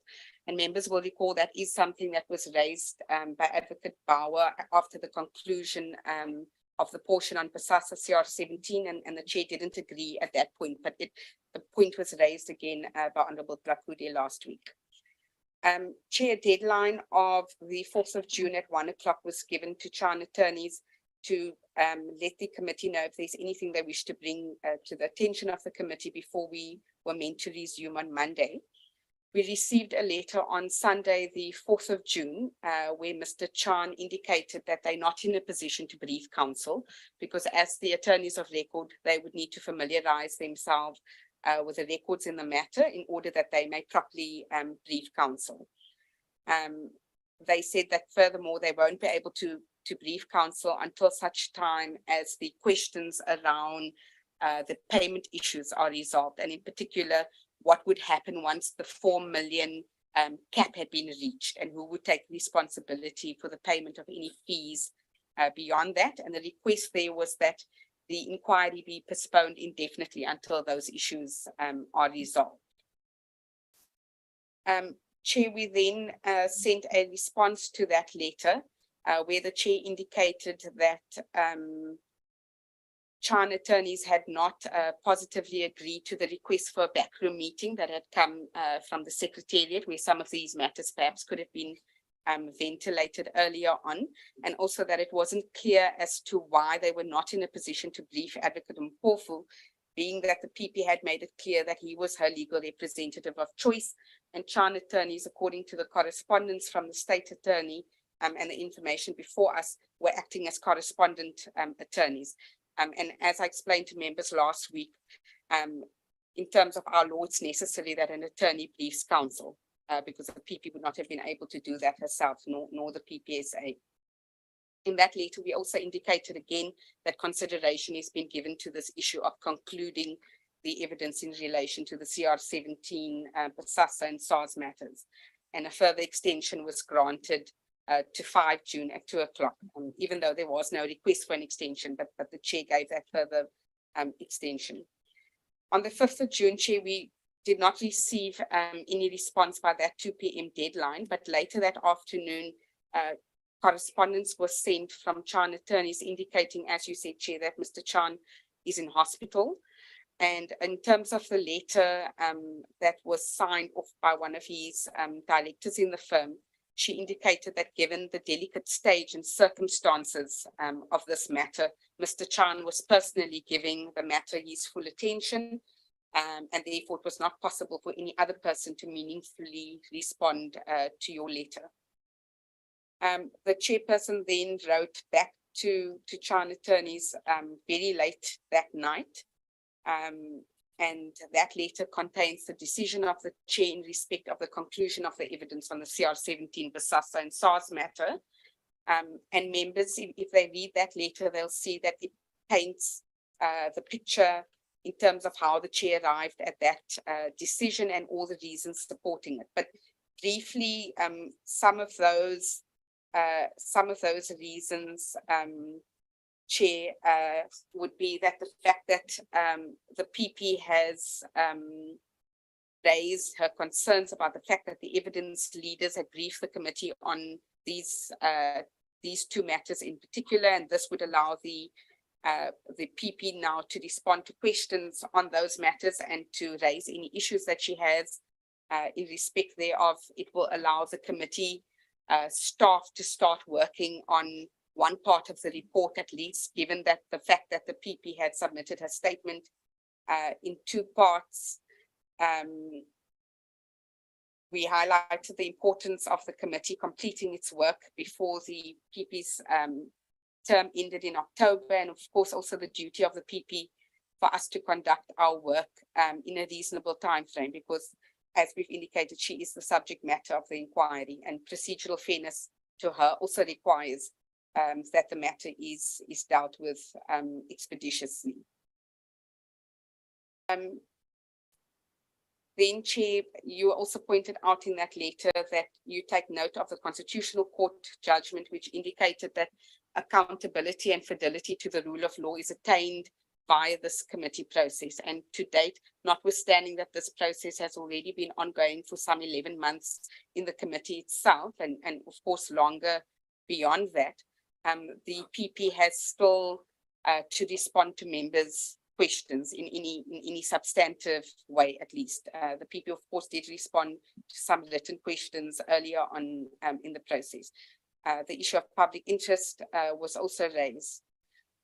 The chair then indicated that the intention is to resume hearings today, being Wednesday, 7th of June, and a copy of draft directives were attached to that letter for further comment by the PP, and what those draft directives seek to do, and it would have been sent to members, is to concretize this decision of the chairperson that we are going to conclude on the CR17 Basasa and SARS matter.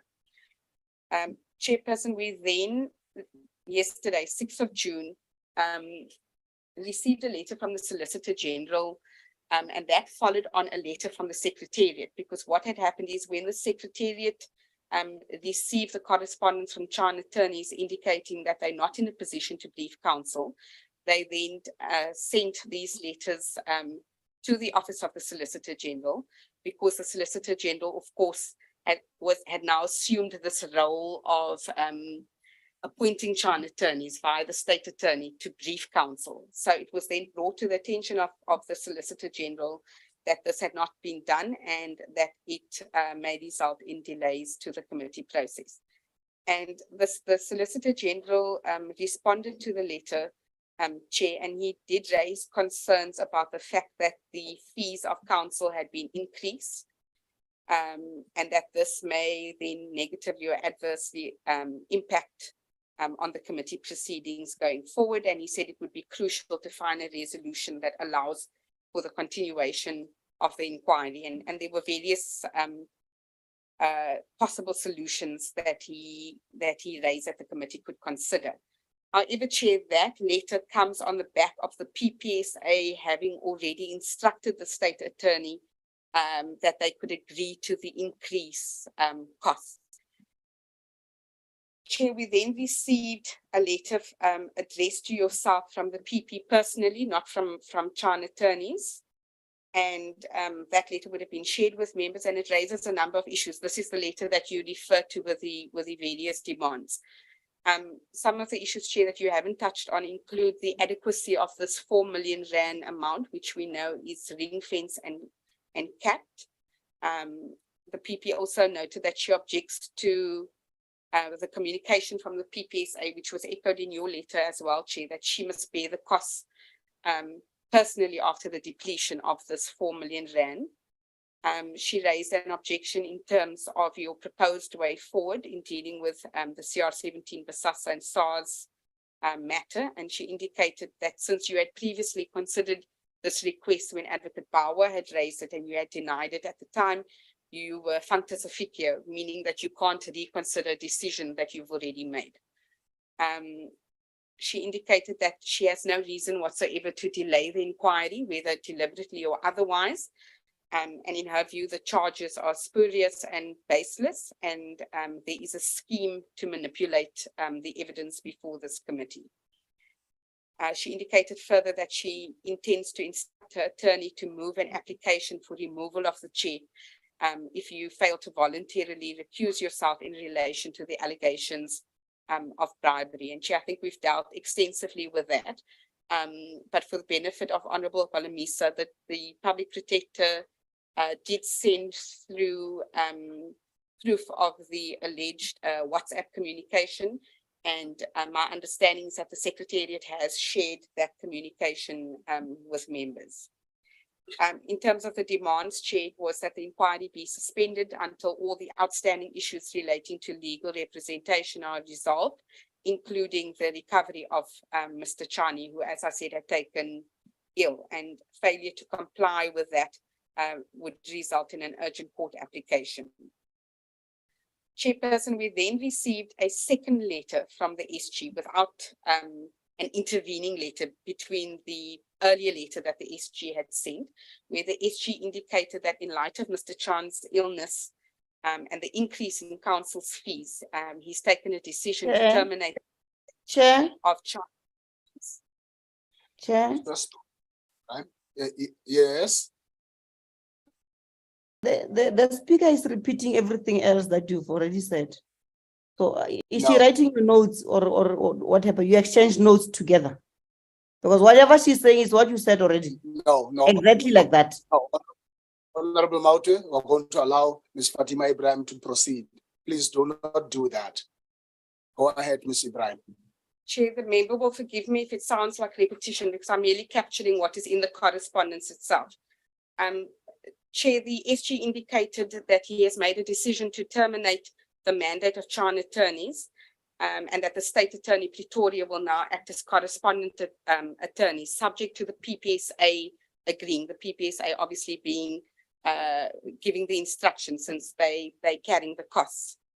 The PPSA then responded affirmatively to the Solicitor General saying that this would be in order and that they see it as a cost-effective solution because it does mean that the costs that would have had to be paid to Chan attorneys would now be a saving because the State Attorney would play that role. Chair, in this regard, I just want to raise paragraph 28.1 of the letter from the PP, in which she indicates that council may be briefed either by her attorney of choice or the State Attorney, whichever is mandated by the PPSA.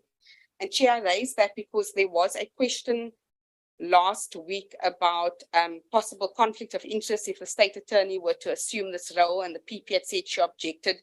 Are you able to fly that paragraph? Yes, I'll ask Chairperson to do that. That the PP had indicated an objection to that, notwithstanding that we had a previous letter from the other attorneys, RMT, if I have the name correct, where they indicated that that would have been in order. But nonetheless, Chair, as it currently stands, this is the direction from the PPSA that the State Attorney must proceed with the termination of the brief of Chan attorneys, and they would then act in the stead of Chan attorneys.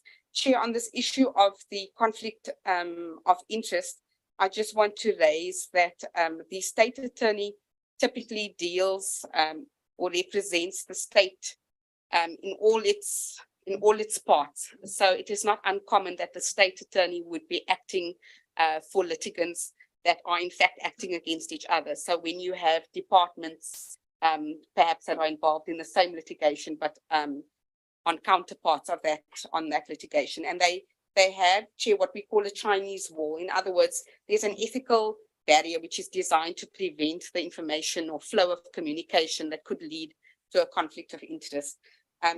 In the case of this committee, our dealings in terms of appointing the evidence leaders and dealing with all the litigation to date has been via the attorney of the State Attorney Cape Town office, whereas this now would be via the State Attorney in Pretoria.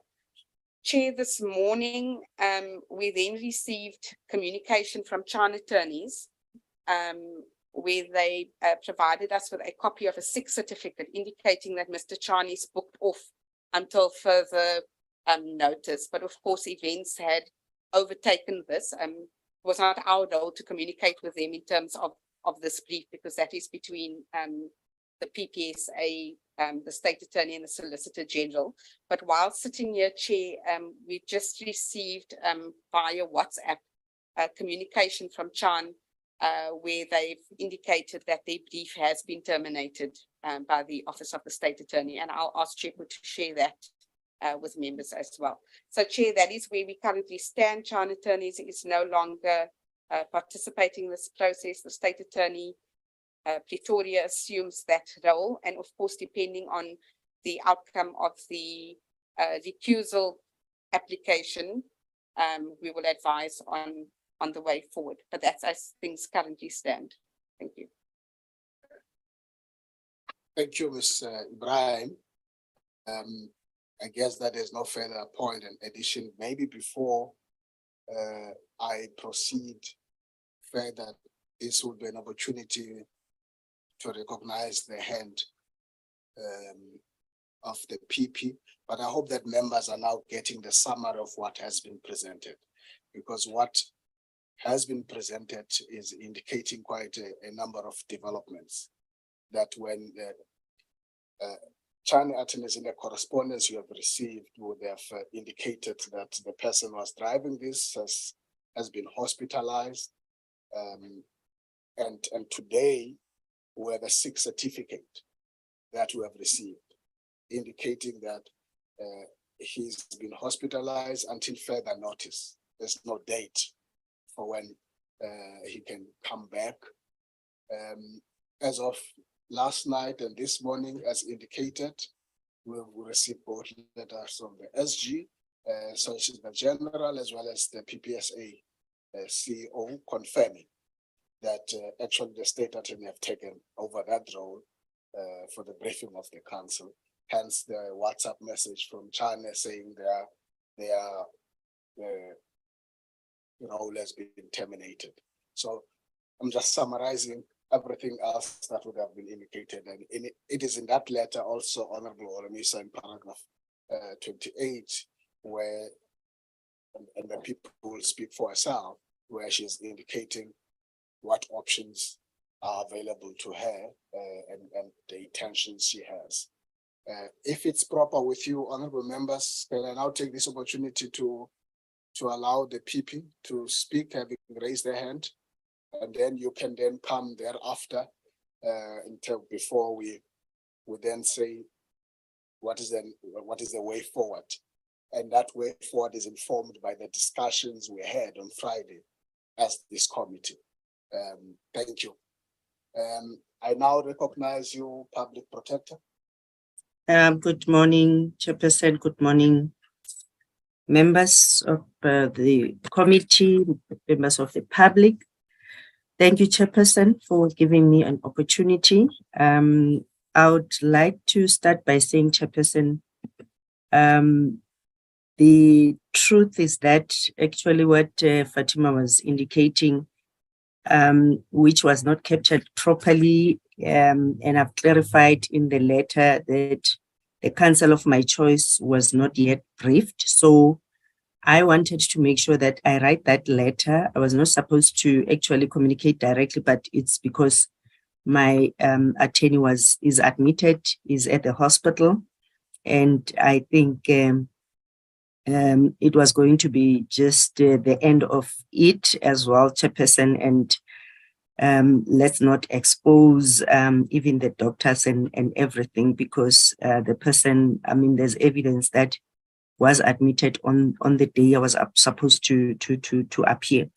So, and I indicated in the letter, Chairperson, which I wrote to you, which you say members of the committee are having the letter. And ideally, the response was supposed to come from my attorneys. And in my letter, I was addressing what you are saying, Chairperson, that it is not true that all impediments to the inquiry have been lifted, because I didn't have, I'm not having a counsel to represent me, or counsel has not been briefed. And another issue, Chairperson, is that paragraph 32 of your letter, where you granted me until at 2 p.m. of the 6th of June to make a representation regarding the proposed change. Yet on the 5th, then you further communicated your decision, which I think you just decided even before hearing my representation. In any event, that's why I said those directives will have to be dealt with by the council, and the issues to be ventilated properly, because that's what, well, you've mentioned and Fatima has mentioned. And I will also want to indicate, Chairperson, that the China attorneys was appointed as the choice after Sianego, taking into consideration that Sianego was well versed with all the information. If it was not for that letter of Galeka of the 1st of March, we wouldn't be sitting here. And it's not the fault of the committee, it's not also my fault that letter was written, because we would have proceeded well. But now there is this now blame on me, and I don't know why, by Honorable Melda and them, that I'm delaying the process, because we would have proceeded properly. So the issue of the attorneys, I saw in the letter you were mentioning that they came late, and I said they will address it themselves and that they are a correspondent. I don't understand that. Hence the paragraph 28, where I said, Chane or any state attorneys, but you remember there's a letter where the Solicitor General is conflicted and even confirmed that in the previous meeting. And I'm so shocked that PPSA and the Solicitor General, they went ahead, they decide that they are terminating. I see this letter here, it's just a shock. The attorney is still in hospital. I'm sitting here, I see a letter that the mandate of the attorney has been terminated, just like that. So I don't know as well, what does that say? Because Solicitor General understanding as well that they are conversant with the judgment of the Concord about the issue of the attorney of my choice. Hence, I requested the panel of attorneys. I then indicated that another attorney can be Chani. So I don't know when they have agreed with the state attorney, what does that mean? Another issue, Chairperson, is that in your letter, you were alleging that I didn't give instruction to attorneys, which I also totally do not agree with. And I mean, you could see that I've given instruction to the attorneys. They were proceeding with the matter. And for the professional reasons, they were saying they cannot just go ahead and deal with the matter without reading the documents, because that's how the legal profession works. I mean, state attorney will explain. I don't know whether they understand that. Fatima, as the legal practitioner and even evidence leaders, they know how to brief counsel. You cannot just be a postbox as an attorney and not read, and also you need to contribute. But then, I don't know then if the state attorney would want to take that responsibility, and they are conflicted. And hence I said, Chairperson, I have no reason to delay the inquiry. And the suggestion that the issue of the evidence leaders, what they are paid, that the News 24 article covered that, it's so wrong. And I indicated that I reject that, because members of the public, they have a right to also know, including Sukras, who's always been blaming me for the costs. So people are not subscribing to News 24. So when you're referring people to News 24 article, because you can't read that, and the headlines was speaking about Advocate Mpofu, was not indicating how much the evidence leaders are paid. And I think Honorable Mautwe raised that 10 months ago. And I don't know that process anyways for the members of this committee to also insist on that. I don't know whether through your parliamentary process.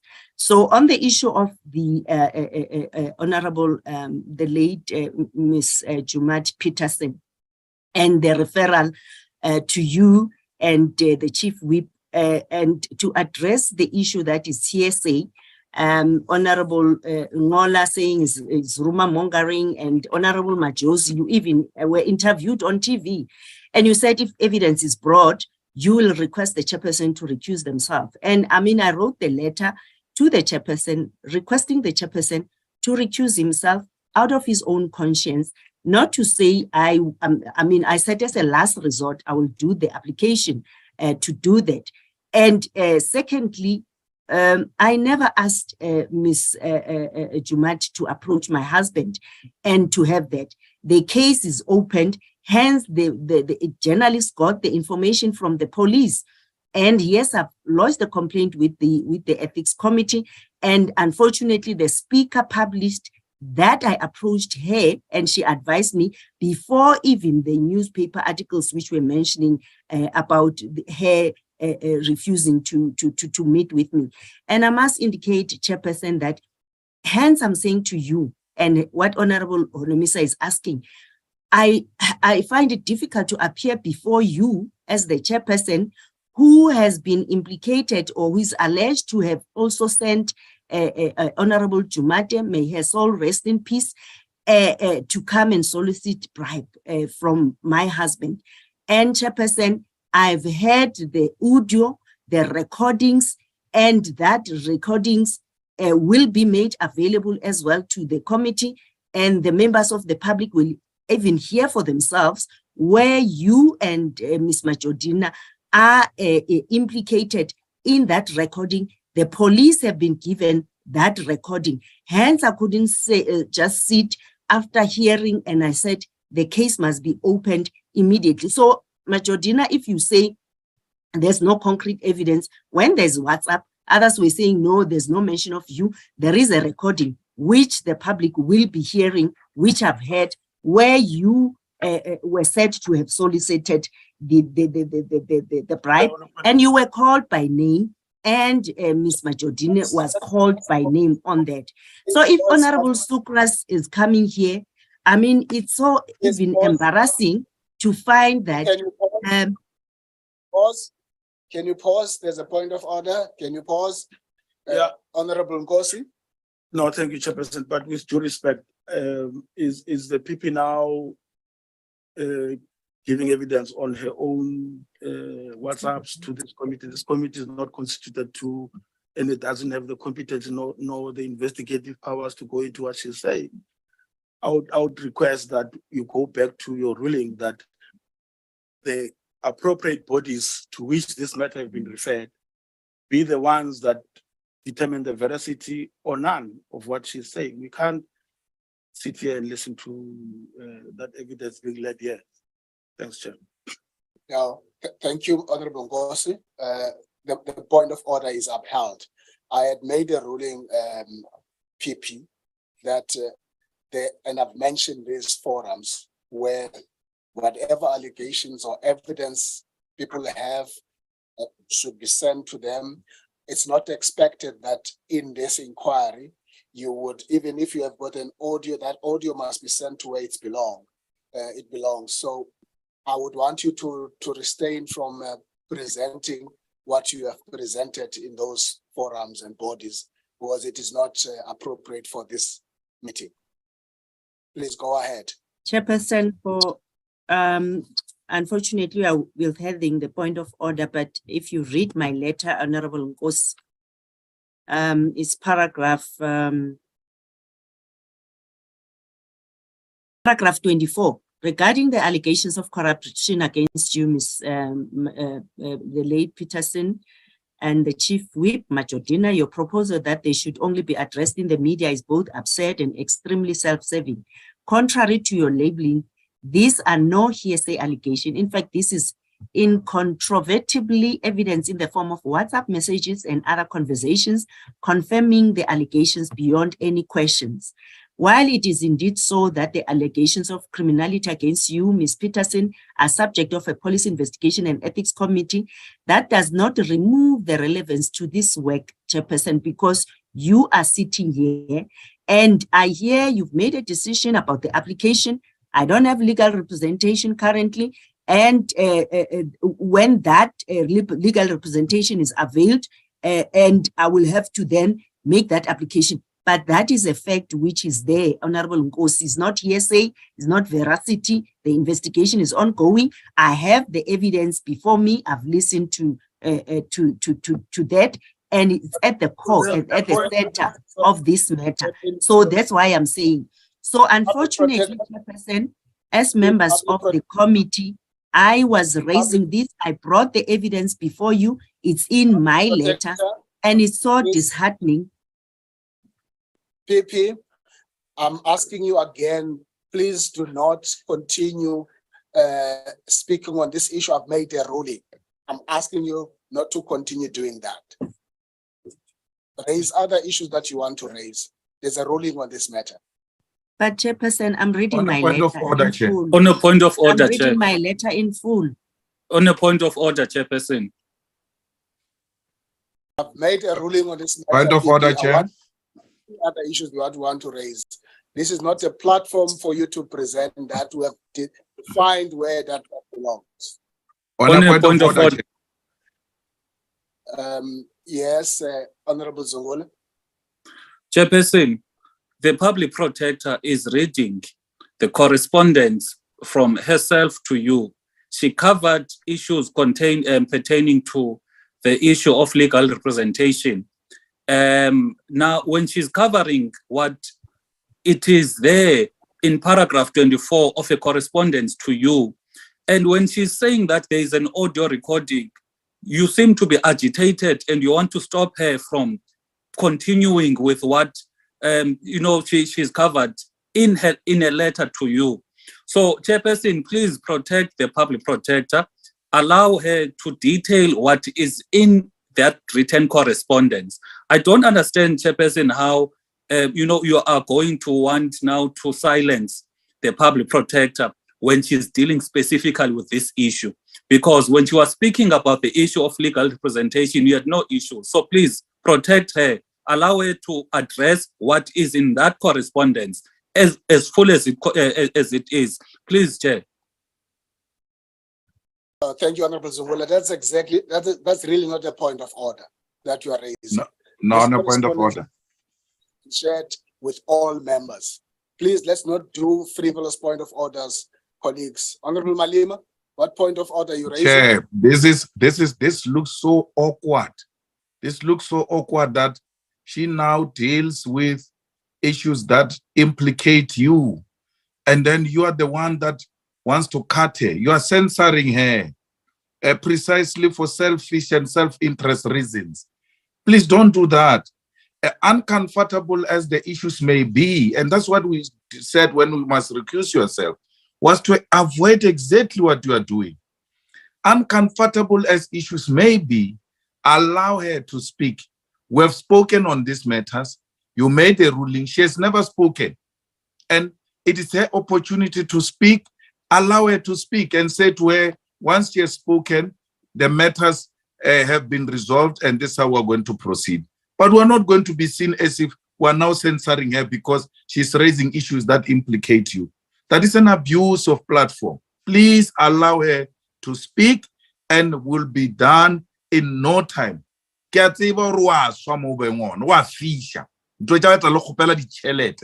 now in trouble. Thank you, Honorable Malema. Again, that's not a point of order, but I've allowed you to complete what you're saying. The PP is the subject of this inquiry. She accounts to the National Assembly. When we make rulings, they apply equally to her about this. Honorable Mailam, is that a point of order? Chair, I've been covered by your comment earlier that you've made a ruling on this matter. In fact, you've ruled twice on the matter now, and it's time to proceed with the rest of the correspondence and then the evidence itself. So I would argue, or I would urge, that we actually move on to other matters and not get bogged down on this particular aspect which has been dealt with and ruled upon. Thank you. I'm back to you, PP, and I want to repeat the point. If there's any other issues you want to raise, please raise. But on these issues that we have discussed and made the ruling on, I would urge you, encourage you to prepare yourself to make such presentation to the Committee of Parliament where these matters have been, and I'm sure the allegations having been lodged with the police, that's also another platform. This inquiry is not that platform. The correspondence has been sent to all members. It's unheard of that I must now allow somebody to read their letter to us here. We're not doing that. That's not the subject of what we're doing today. Please proceed. Okay, my hand is up. Please recognize me. Yes, I recognize you. Yeah, Chair, you are unfair because when we were speaking earlier on, the hand of the PP was up. You never pointed at her when you were pointing at us. And that was before you made a ruling. So she never had an opportunity when we did to say whatever she said. And now she's saying it after you have made a ruling, which is not a problem, by the way. It's your problem because you jumped into making a decision without hearing everybody, including the PP. Now, PP must still make her point because she never made her point. You can say that to me because I made my point during my time, but she never did. This is the first opportunity that she's getting to speak on the issues that we were speaking about ourselves. So allow her to finish her points. It doesn't matter whether you made a ruling or not. It was premature, your ruling or your decision. It's clear now with PP giving this evidence. So you should never have rushed to lock her out and make a decision because now you must still go back to that decision that you made, which is now what the PP is addressing. So allow her to finish her presentation. Thank you. Thank you, Honorable Mautwe. Your order not upheld, and I come back to you again, PP, and I'm asking you, I've given you an opportunity to speak on what I would have presented in the legal advisor. I'd want you to Chairperson, why are you so agitated when the PP is providing evidence? Honorable Zungula, I've not recognized you, and I'm not going to repeat this. You do that again, and you know what is going to happen.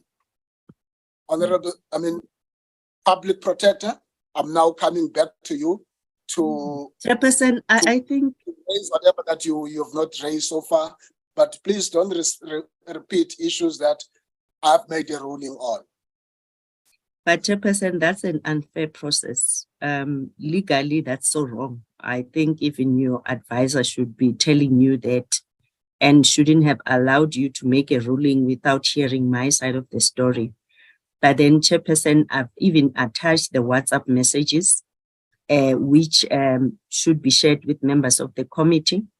And unfortunately, Chairperson, this is at the heart of this particular process.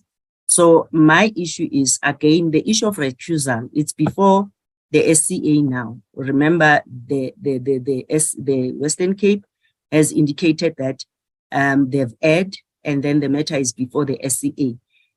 And this process was to request you. Chair. Chairperson.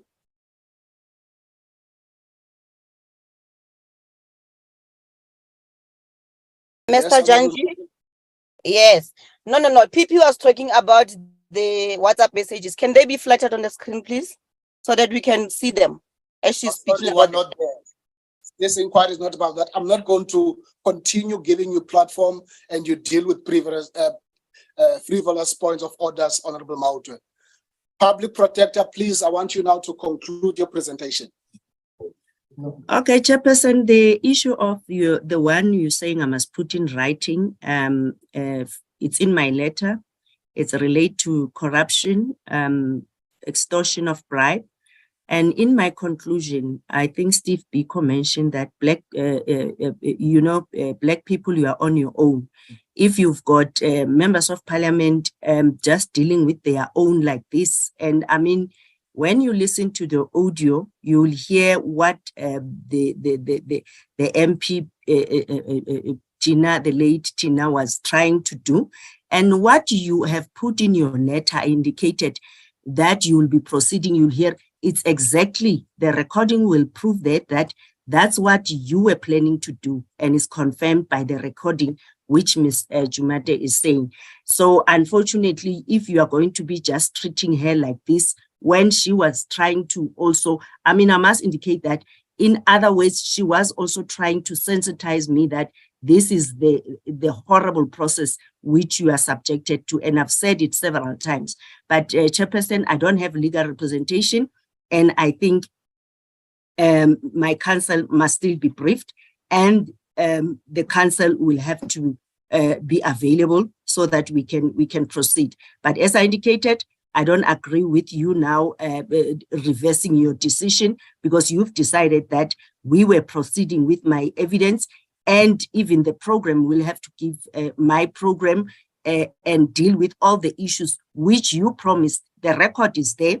And this leaves me with no option that I will also have to tell my side of the story and engage members of the public what I'm subjected to, and to sit in front of the chairperson who is alleged to have been corrupt. So I think I will just end there. I can't do the recusal application because I don't have legal representation. Until that is done, I won't be able to meet the Friday deadline which you are giving me. I need to have legal representation so that I can do the application. Thank you. Thank you, Public Protector. Colleagues, we're now going to take a 15-minute tea break, come back, and then we deal with the way forward. Thank you. Recording stopped.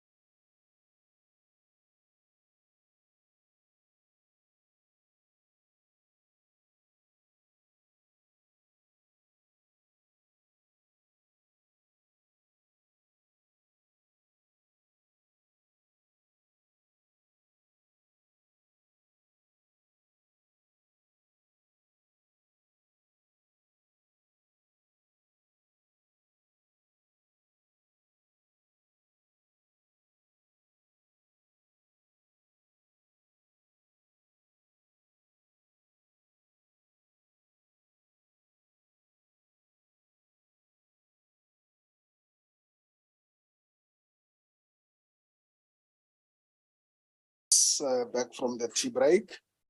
Thank you very much. I now want to take this time to just quickly indicate what's the next move, the way forward. And I think as I do that, members, I want us to stay true to our discussion and our meeting and our decision of Friday as the committee in relation to how we want to take this process going forward. I have no intention that we go parallel to that. Many of you who were part of that meeting would have indicated in your discussion that there's no need for us to repeat what we said in relation to our determination to resume this inquiry. And so the first issues I want to raise, as I indicate this way forward, is that the public protector indicated in her letter an intention to do a recusal application of the chairperson. As we meet, as things are, there's no recusal application. I have, through that ruling, kind of regulated that should she wish to do that, that she should go ahead beyond the intention. And I indicated the timelines of Friday at 1 o'clock with a response on Monday at 1 o'clock. It is not an onus on me to then have to assist how that recusal application will be done. If there's no recusal application coming on Friday at 1300, whoever would have intended to do a recusal application would have elected not to do it. I'm not even getting into issues of what support and so on. I regulated an intention, and therefore there is a space for that. If by Friday there is none, it will be like that. There's no obligation for us to have a recusal application if the person who intends doing it would by then have elected not to do that. That's the first point I want to make. And secondly, given how fluid things and how with the speed of how things happened since yesterday and this morning, I am aware, and I will make sure, as I've always done, from February when it was pointed out to me that there's debt that was not paid, and I gone out of my way as a chair to the harsh criticism of the committee that I had no business to assist on issues of non-payment. And I've accepted that criticism. I live with it because it was my view that I needed to do that in order to make sure that nothing impacts negatively this inquiry.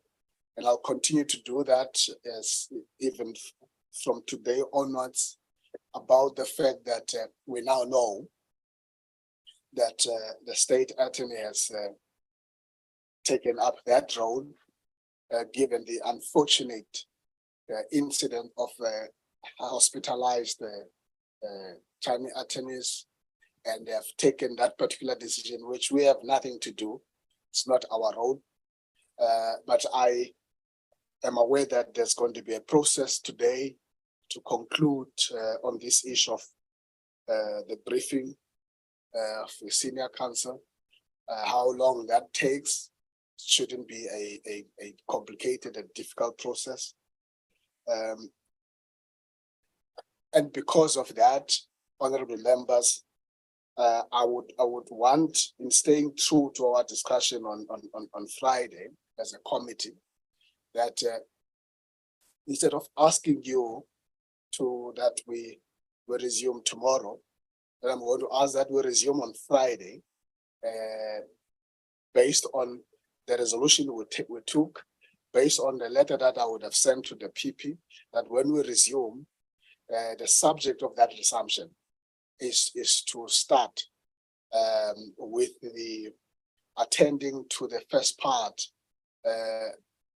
two part subject matters that we dealt with, the CR17 and BOSASA, as well as the SARS matters, as discussed in the committee, as indicated in my letter. That's what when we resume are going to do. And perhaps tomorrow can give us that chance for whatever things that must be sorted out in the briefing of the senior council for that to be done. I was tempted to say, let's resume tomorrow, but I'm holding back to give that space, at least an extra day. And we come back on Friday at 10, we'll resume with an inquiry.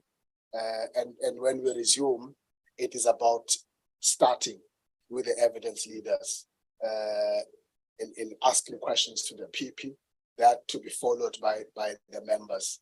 This is where that's really the plan and attitude in moving forward. And as I've indicated, the moment we close this meeting, I'm going to be hard at work to ensure that that briefing is done and is concluded. And so I do not see, and I hope that it is not going to be any other new hurdle that gets to be there this afternoon and tomorrow, that will come on Friday ready to resume and proceed with the inquiry. And so I don't want to repeat other things I've said. Anybody else who's aggrieved, there are platforms where they must attend and submit their grievances on any matter. So with that, colleagues, unless there's anything else, this is where I would like us to adjourn today's meeting. I see your hand. Chairperson. Chairperson. I see the hand of Honorable Olomisa and Honorable Sukas. I'll come back to you, PP. Thank you very much, Chairperson and the committee members. Whilst we are waiting for the meeting on Friday, can the committee secretariat or yourself write a letter to the speaker and possibly paint a picture of what took place this morning regarding the issue of the attempt to extort the husband of the public protector.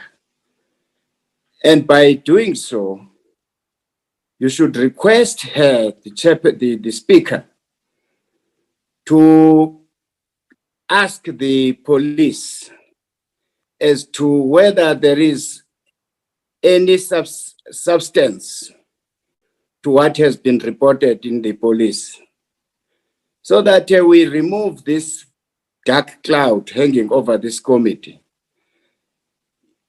We are not talking about recusal, but we have a right to be informed. There have been a lot of serious allegations.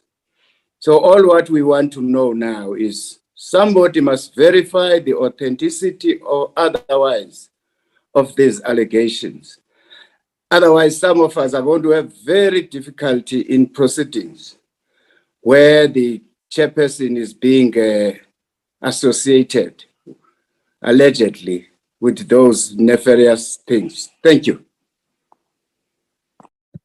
Thank you, Honorable Olomisa. Honorable Sukas. Yeah, Chair. Thank you, Chair. I appreciate and welcome your ruling. Chair, mine is to just bring a matter up that was briefly touched on by Honorable Nkosi, and it is the issue of security. The issue of security, especially of members of this committee. We've had several times, subtle, not so subtle at times, things being said. And I think, Chair, that we need to look at the digital security and even physical of members of this committee. And so I want to bring that out and on the record here, Chair, in light of, in support of what was mentioned by Honorable Nkosi. That it is a matter to be looked at. Thank you. Thank you, Honorable Sukas. Honorable Zungula. Chair, in the next meeting, can we kindly perhaps discuss this issue of the extortion at length?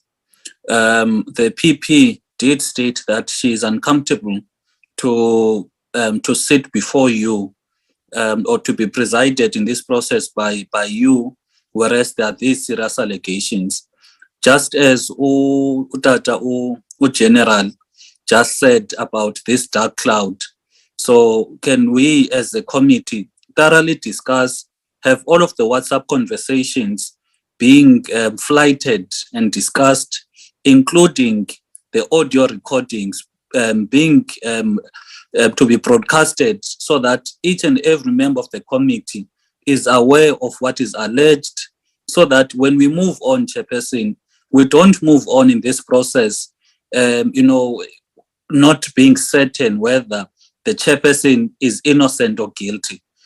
Because currently, Chairperson, there are serious allegations, and if we do not properly process those allegations from our side as a committee as to what shall we do, we're not saying there must be investigation by the police or we must do the work of the ethics committee, but we need to have all of the evidence before us, all of the allegations before us.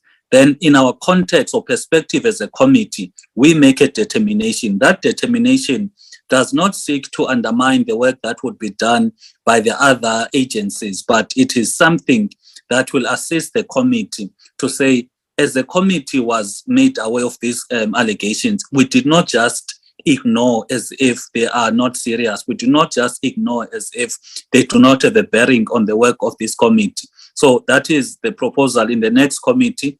Let's discuss. We want those WhatsApp conversations flighted, want that voice recording to also to be played so that the committee hears everything, the evidence leaders, legal representation of the PP, including the entire public that has been following these processes, to know what is alleged about the Chairperson. Thank you.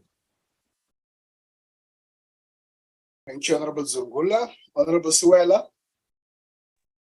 Thank you, Chairperson. I'm supporting your ruling, Chair, and also supporting Mr. Nkosi. I believe we need to move as a committee because we've taken a decision that we're going to deal with the two aspects. Those other issues, Chair, I believe there are institutions or sectors which can deal with them. We are not police ourselves, and we are not judiciary. And the speaker, in terms of the rules, she knows exactly on how to deal with issues. So I think to be progressive, let's proceed with what we have planned as the committee. Those other issues will come if they are there, but they must not jeopardize the work of this committee. Want to conclude and also to second the latter speaker, the issue of threats. There are a lot of things which some of us were being named that were not doing well in this committee. So if one will want to zoom into rumors, we will delay this process.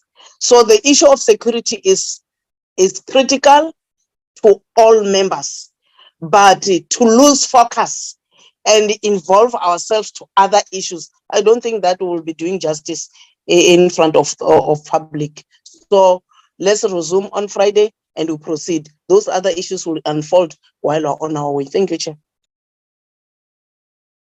Thank you, Honorable Suela. Honorable Mautwe.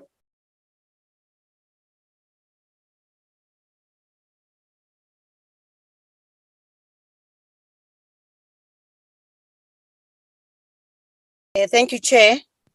Chair, mine is the one is that the PP did say that she will not be able to meet your Friday deadline because she doesn't have a legal representative. And I don't know what informs your Friday deadline. I mean, why would you want to give it? The person says, I want to bring an application. What informs your deadline of Friday? And even after she has told you that her legal representative is lying in hospital, fighting for his life, you still ignore that. What kind of a human being does that? You still ignore that the fact that a person is fighting for his life. There's no normal person who will go to hospital to allege that he's sick when he's not sick, to fake sickness, to be in hospital in this cold weather. No one. The person is sick. The PP doesn't have a legal right because the person is sick. There's a sick note attached to that. You're not a doctor to challenge another doctor's medical certificate. So clearly she won't meet the Friday deadline. Number 3, Chair, is that you are saying that it's not your duty to assist the PP. I don't think there's any request for assistance from your side on the side of PP. PP is just telling you that it's not practical. And you say you want to continue on Friday. How are you going to continue on Friday, Chairperson, really? Without the PP having legal rep. You see, we are taking us back now again. She does not have a legal rep. He's lying in hospital. When I know you are ignoring, you are going to continue. How is that going to happen? Just explain to us. Your decision is irrational, Chairperson. And you get so agitated when you raise this matter. I raised a matter earlier that the PP is telling us about the WhatsApp messages. Can they be flattered? No. Your temper just went up, skyrocketed, because you don't want the evidence that points to you that there are WhatsApp messages. Now there's also recordings. We want to hear those recordings. They must come here, Chairperson. It's about you. You brought them, and they are talking about this committee, those WhatsApp messages and those recordings. They're not talking about any other thing except this committee that you are chairing and yourself are involved. So please, in the next meeting, before anything, any evidence of anything from the PP, we want to hear those recordings. We want to see those WhatsApp messages, and then we can move from there. But we still feel strongly that you must recuse yourself. You failed to recuse yourself. We are appealing to you before Friday, but just write the letter and say, I'm done. Let me leave it to other people to continue with this honorable committee of parliament. Please, we're honorable members here. And if anything taints the name honorable, you should be very worried as an honorable member, which you are not. So please just recuse yourself. We want to continue with this committee peacefully without any fight. I thank you. Thank you, Honorable Mawutwe. Honorable Maila. Chairperson, I'm concerned at the spurious attempts to derail this committee by introducing things that are outside our scope and mandate. I am concerned that members of this committee are now trying to adjudicate matters over which we have absolutely no authority. I'm concerned that this is yet another delaying tactic intended to run out time for this committee. And we are not dealing with the substantive issues which the public protector needs to provide evidence on. So I want to urge that we set aside all the irrelevant and extraneous issues, and that we focus directly on the evidence of the public protector, that we deal with the issues that we are mandated to address, and that all the other issues be dealt with by the relevant forums, whether that is the SAPS, whether that is the Ethics Committee or the Speaker of Parliament or whoever it is certainly not this committee. So I want to stress that what Honorable Maotwe and Honorable Zungula and Honorable Malema and Honorable Holomisa are putting on the table is actually not the work that we are supposed to be doing. And until we are instructed otherwise by the National Assembly, we need to deal with the evidence of the public protector and the cases and the charges that have been put within our scope of work. And anything else is merely delaying and running out the time, running out the clock on this hearing. We cannot afford that. So regardless of what has happened, we have now afforded the public protector multiple weeks to secure legal representation. I see now that the Solicitor General has stepped in to fill the gap. And I think that was, I'm not sure if it was the Solicitor General or the State Attorney. I'm sorry. I get confused there. But either way, that they are filling in the gap and prepared to assist. The public protector has had every opportunity to secure legal representation.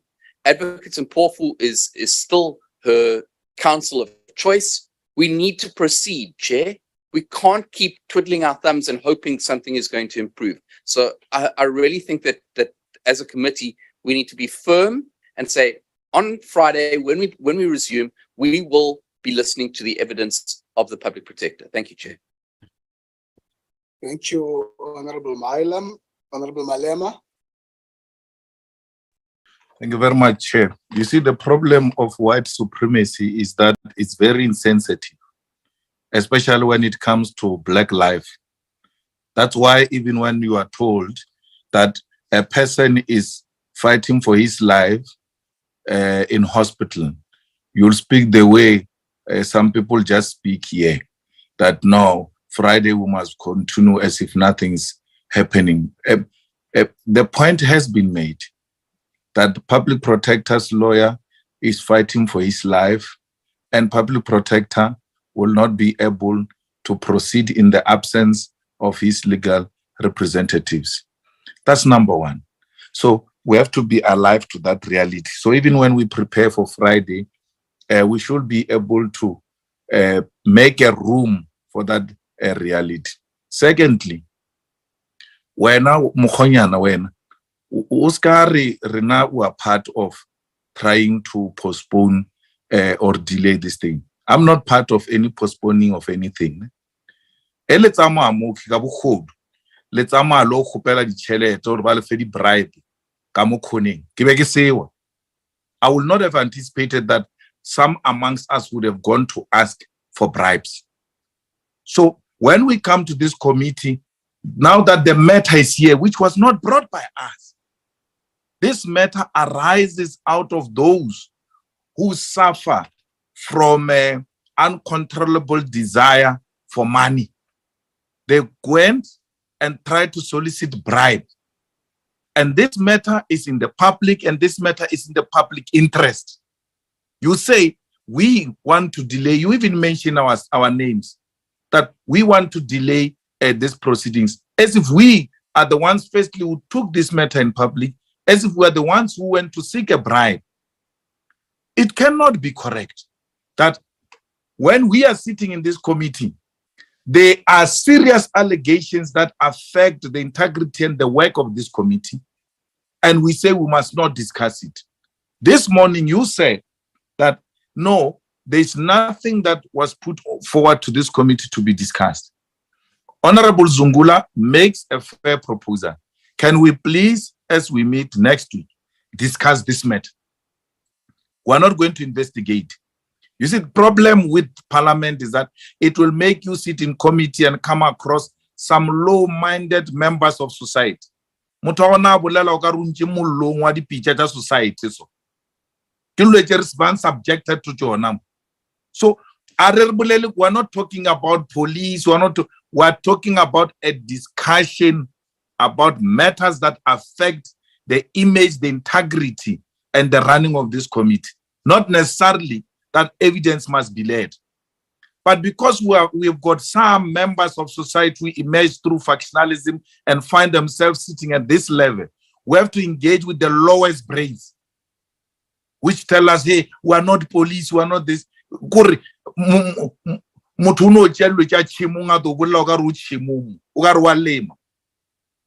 not talking about that. We're talking about us as members. How do we go about the business of this committee if there are these serious allegations? Not that there must be leading of evidence, there must be this. No. These are the issues that are in the public domain. It is about our members. The chairperson is implicated. Can we discuss these issues and chart a collective way forward? That is not an investigation. It has nothing to do with the police. It has nothing to do with relevant committees that investigate misconduct. It has got everything to do with the integrity, the image, and the work of our committee. How do we make sure that we are not compromised as we continue to participate in this committee? It's about us. And we cannot be denied that opportunity, in all fairness, to discuss ourselves. That because we are sitting amongst us here with people who are alleged to have solicited a bribe. And the last point, Chair, I want to make, there are certain people here who speak about security. They can never be threatened by anyone.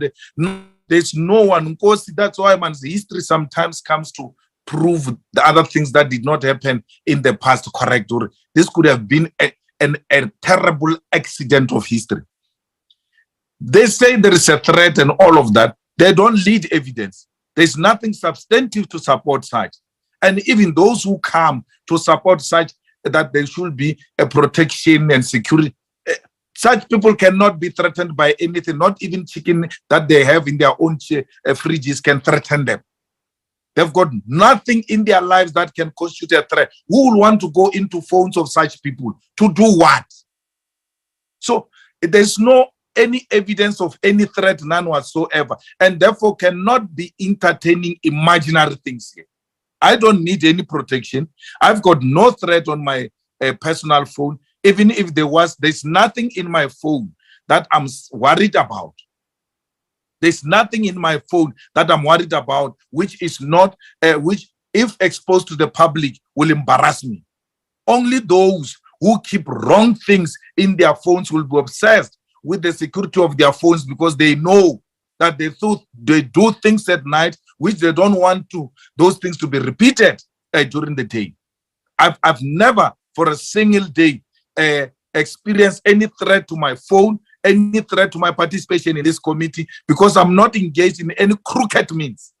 So therefore, Chair, there's no need to even entertain any requirement of security here, which is not substantiated by anyone. A person just says, yeah, our phone, our security. Their night work is following them, and they want to involve us in their messy things that they are doing at night, and they are likely to be exposed during the day. Now they want everybody, including Parliament, to spend money on their crooked things. We need no security here. All we need is honest members of Parliament who live an honest and honorable life and have got nothing to hide, even in their private phones.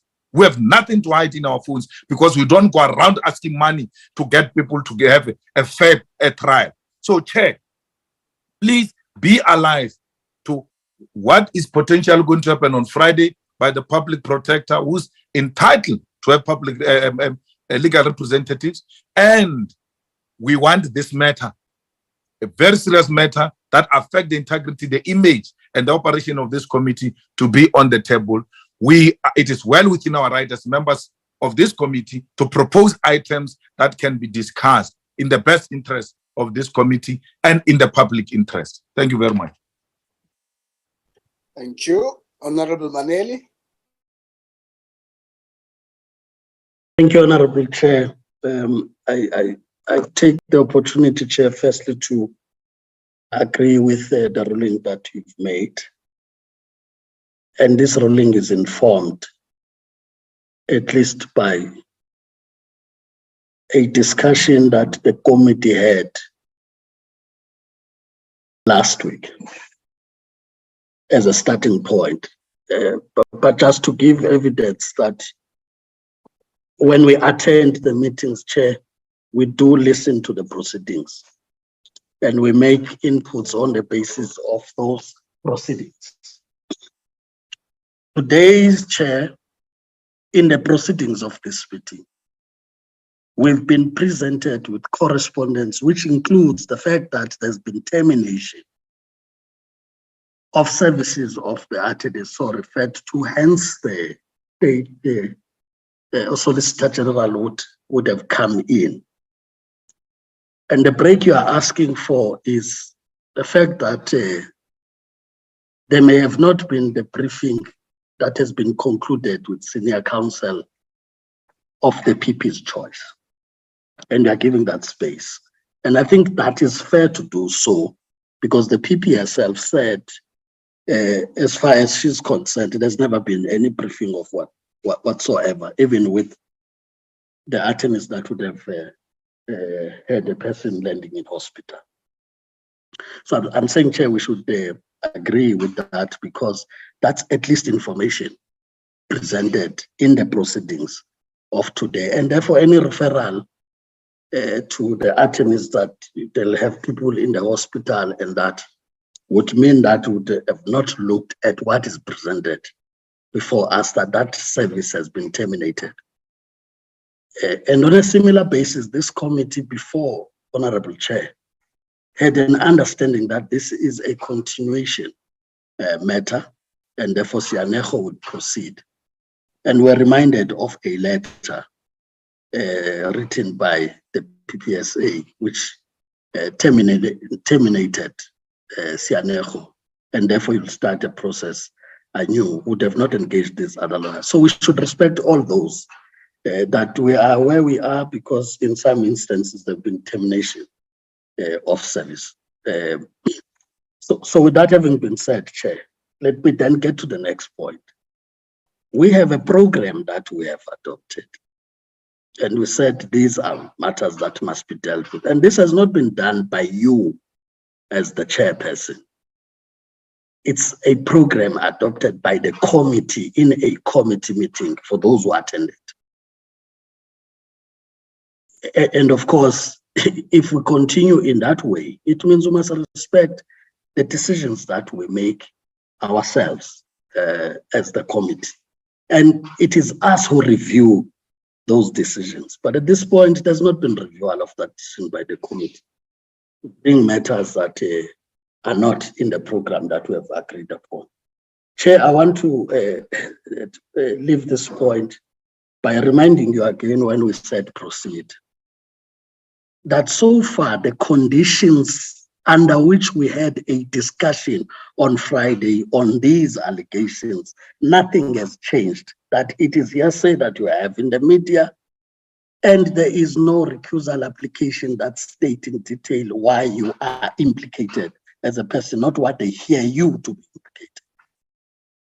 implicated. And of course, Chair, I still plead with members who seem to be having some evidence that we do not have, that at least they must help the investigation by presenting the evidence that they have, so that we do not say things we do not mean and ask others now to do things that you yourself you do not do, of relying on allegations that are untested.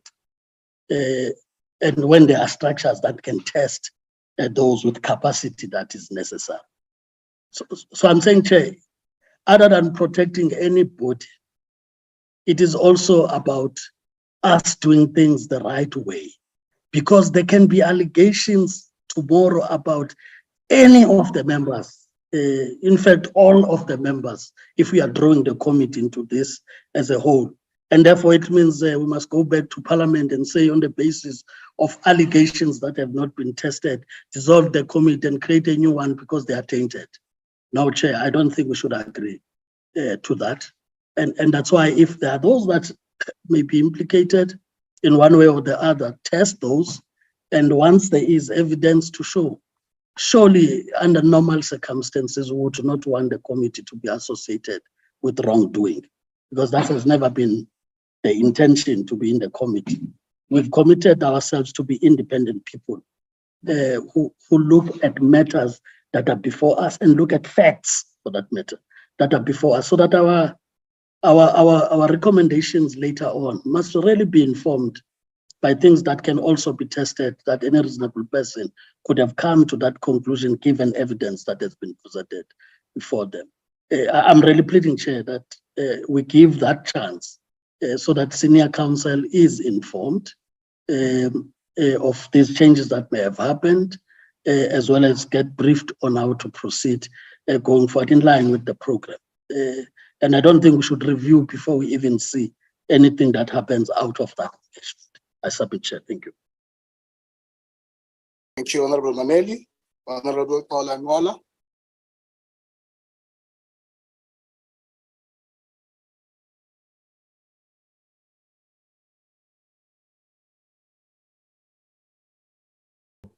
Paula Ngola.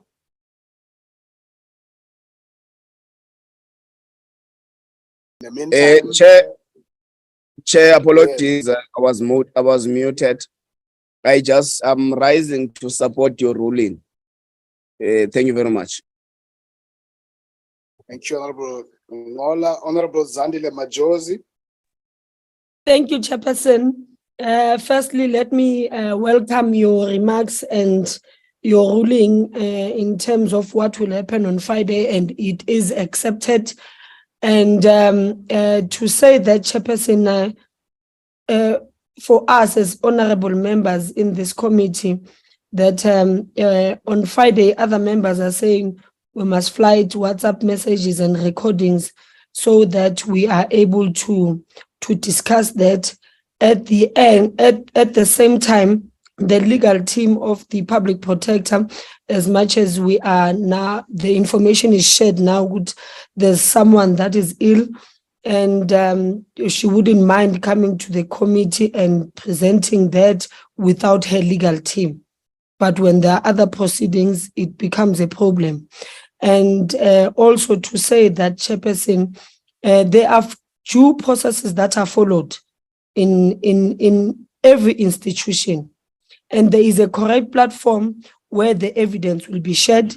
And I still say, Chairperson, if the evidence comes to this committee to say the Chairperson, yes, is found implicated in 1, 2, 3, 4, 5, we will have a consensus decision that will take as this committee. But for now, we can't deal with such allegations while the public protector is telling us that they've presented the evidence. So we must wait for the outcome. And then if it comes to us, we deal with that at that moment. But for now, we must continue with the program that we've adopted on Friday. Chairperson, lastly, I want us to bring our humanity and understand and not mention the name of the late Honorable Peterson, because we are not dealing with her or with whatever that allegations are put.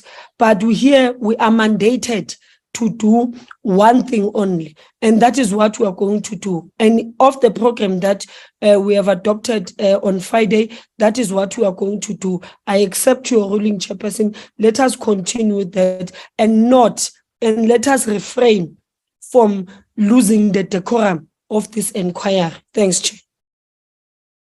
Thank you, Honorable Majosi. Honorable Derner. Thank you, Honorable Chair.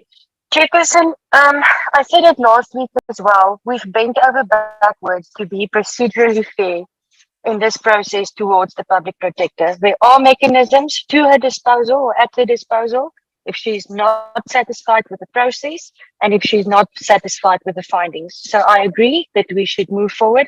And Chair, I just want to make a comment in passing. Just as there is a duty on this committee to act in a procedurally fair manner, as we have been doing, there's also a duty on legal representatives who accept instructions, especially instructions such as these, which are extremely high profile, time-bound and sensitive, to do what they have to do in order to stick to timelines and ensure that their client is properly represented. So it's just a comment in passing. I'm not sure if the entire legal team is in the hospital, but I'm sure that there is someone that can assist the public protector, but that's just a comment in passing. I'm just saying that it's not for the record. So I agree we should move forward and we should continue with the mandate that was given to us. Thank you, Chair. Thank you, Honorable Dana. The last one is Honorable Dlagude. Thank you very much, Honorable Chairperson. Good afternoon to you, my colleagues, evidence leaders, and everyone who's on the platform. Honorable Chairperson, my apologies for coming at this time.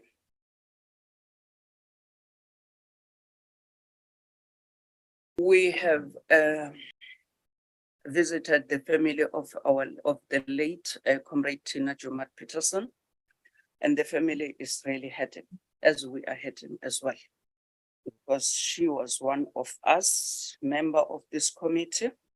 So I will request that as members of Parliament, let's stick to our mandate. let's refrain from bringing allegations that are not part of our program to this meeting. And also, I agree fully with Honorable Majosi that as human beings, let's be sensitive to what has happened.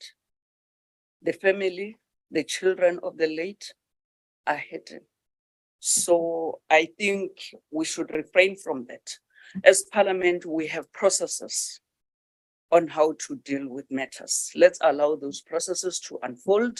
So anyone who have anything should take whatever they have to the relevant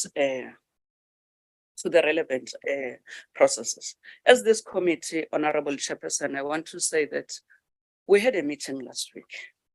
We adopted a program and a way forward for us as to how to move forward. I think in one of what we agreed upon is that we need to conclude the two matters that evidence have been led in this committee.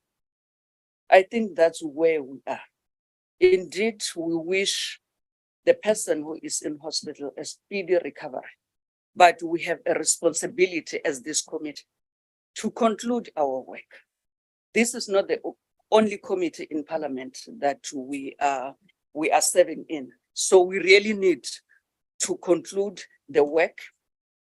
We appreciate that if, like you have ruled, if the new legal team of the public protector and the SC haven't been briefed, we agree with you for that opportunity to be briefed.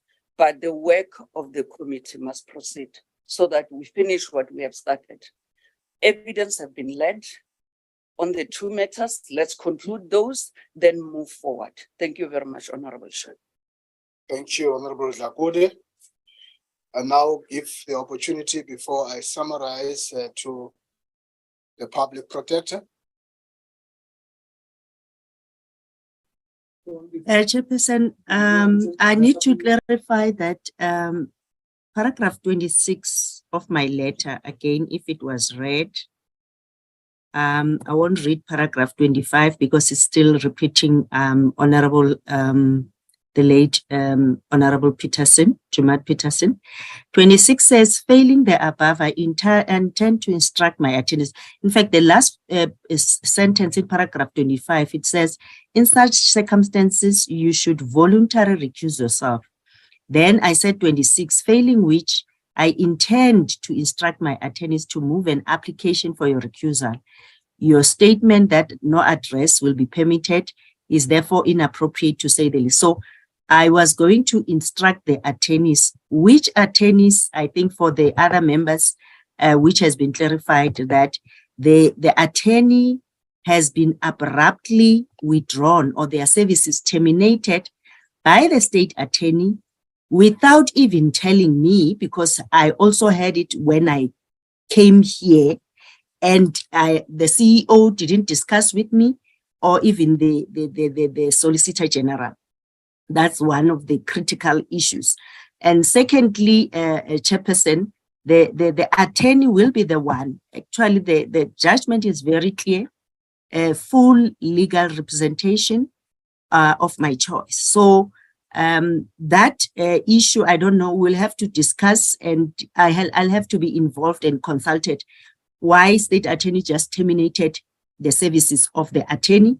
And unfortunately, one doesn't call or doesn't invite to be sick and just go to the hospital. I mean, the attorney was admitted on the 5th, and unfortunately, no one has control over that. And another thing, Honorable Dlakode, unfortunately, what you are saying, you discussed on Friday, you came to the conclusion as a committee, you have the right to do that.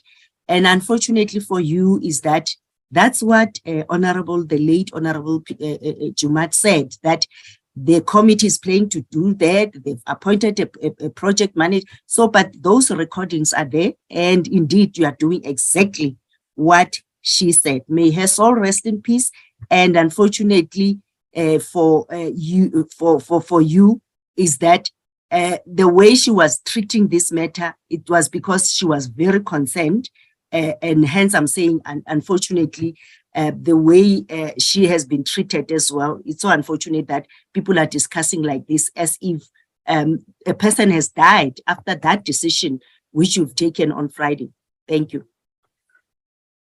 And the Friday issue, Chairperson, unfortunately, I don't have an attorney to prepare that. And I think it's clear in my letter, is recorded that I'll instruct an attorney, because I wanted to hear from you whether you are refusing to recuse yourself. And I take it that you are refusing to recuse yourself voluntarily, Chairperson. Thank you. Thank you, PP. Thank you, colleagues.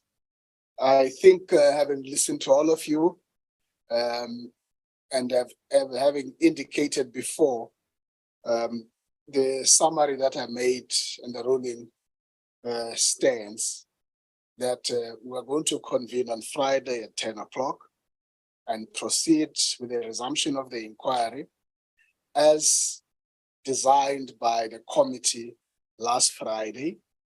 I've indicated that if there's any planned or recusal application that anybody wishes to have, that would welcome that to be submitted by Friday in writing.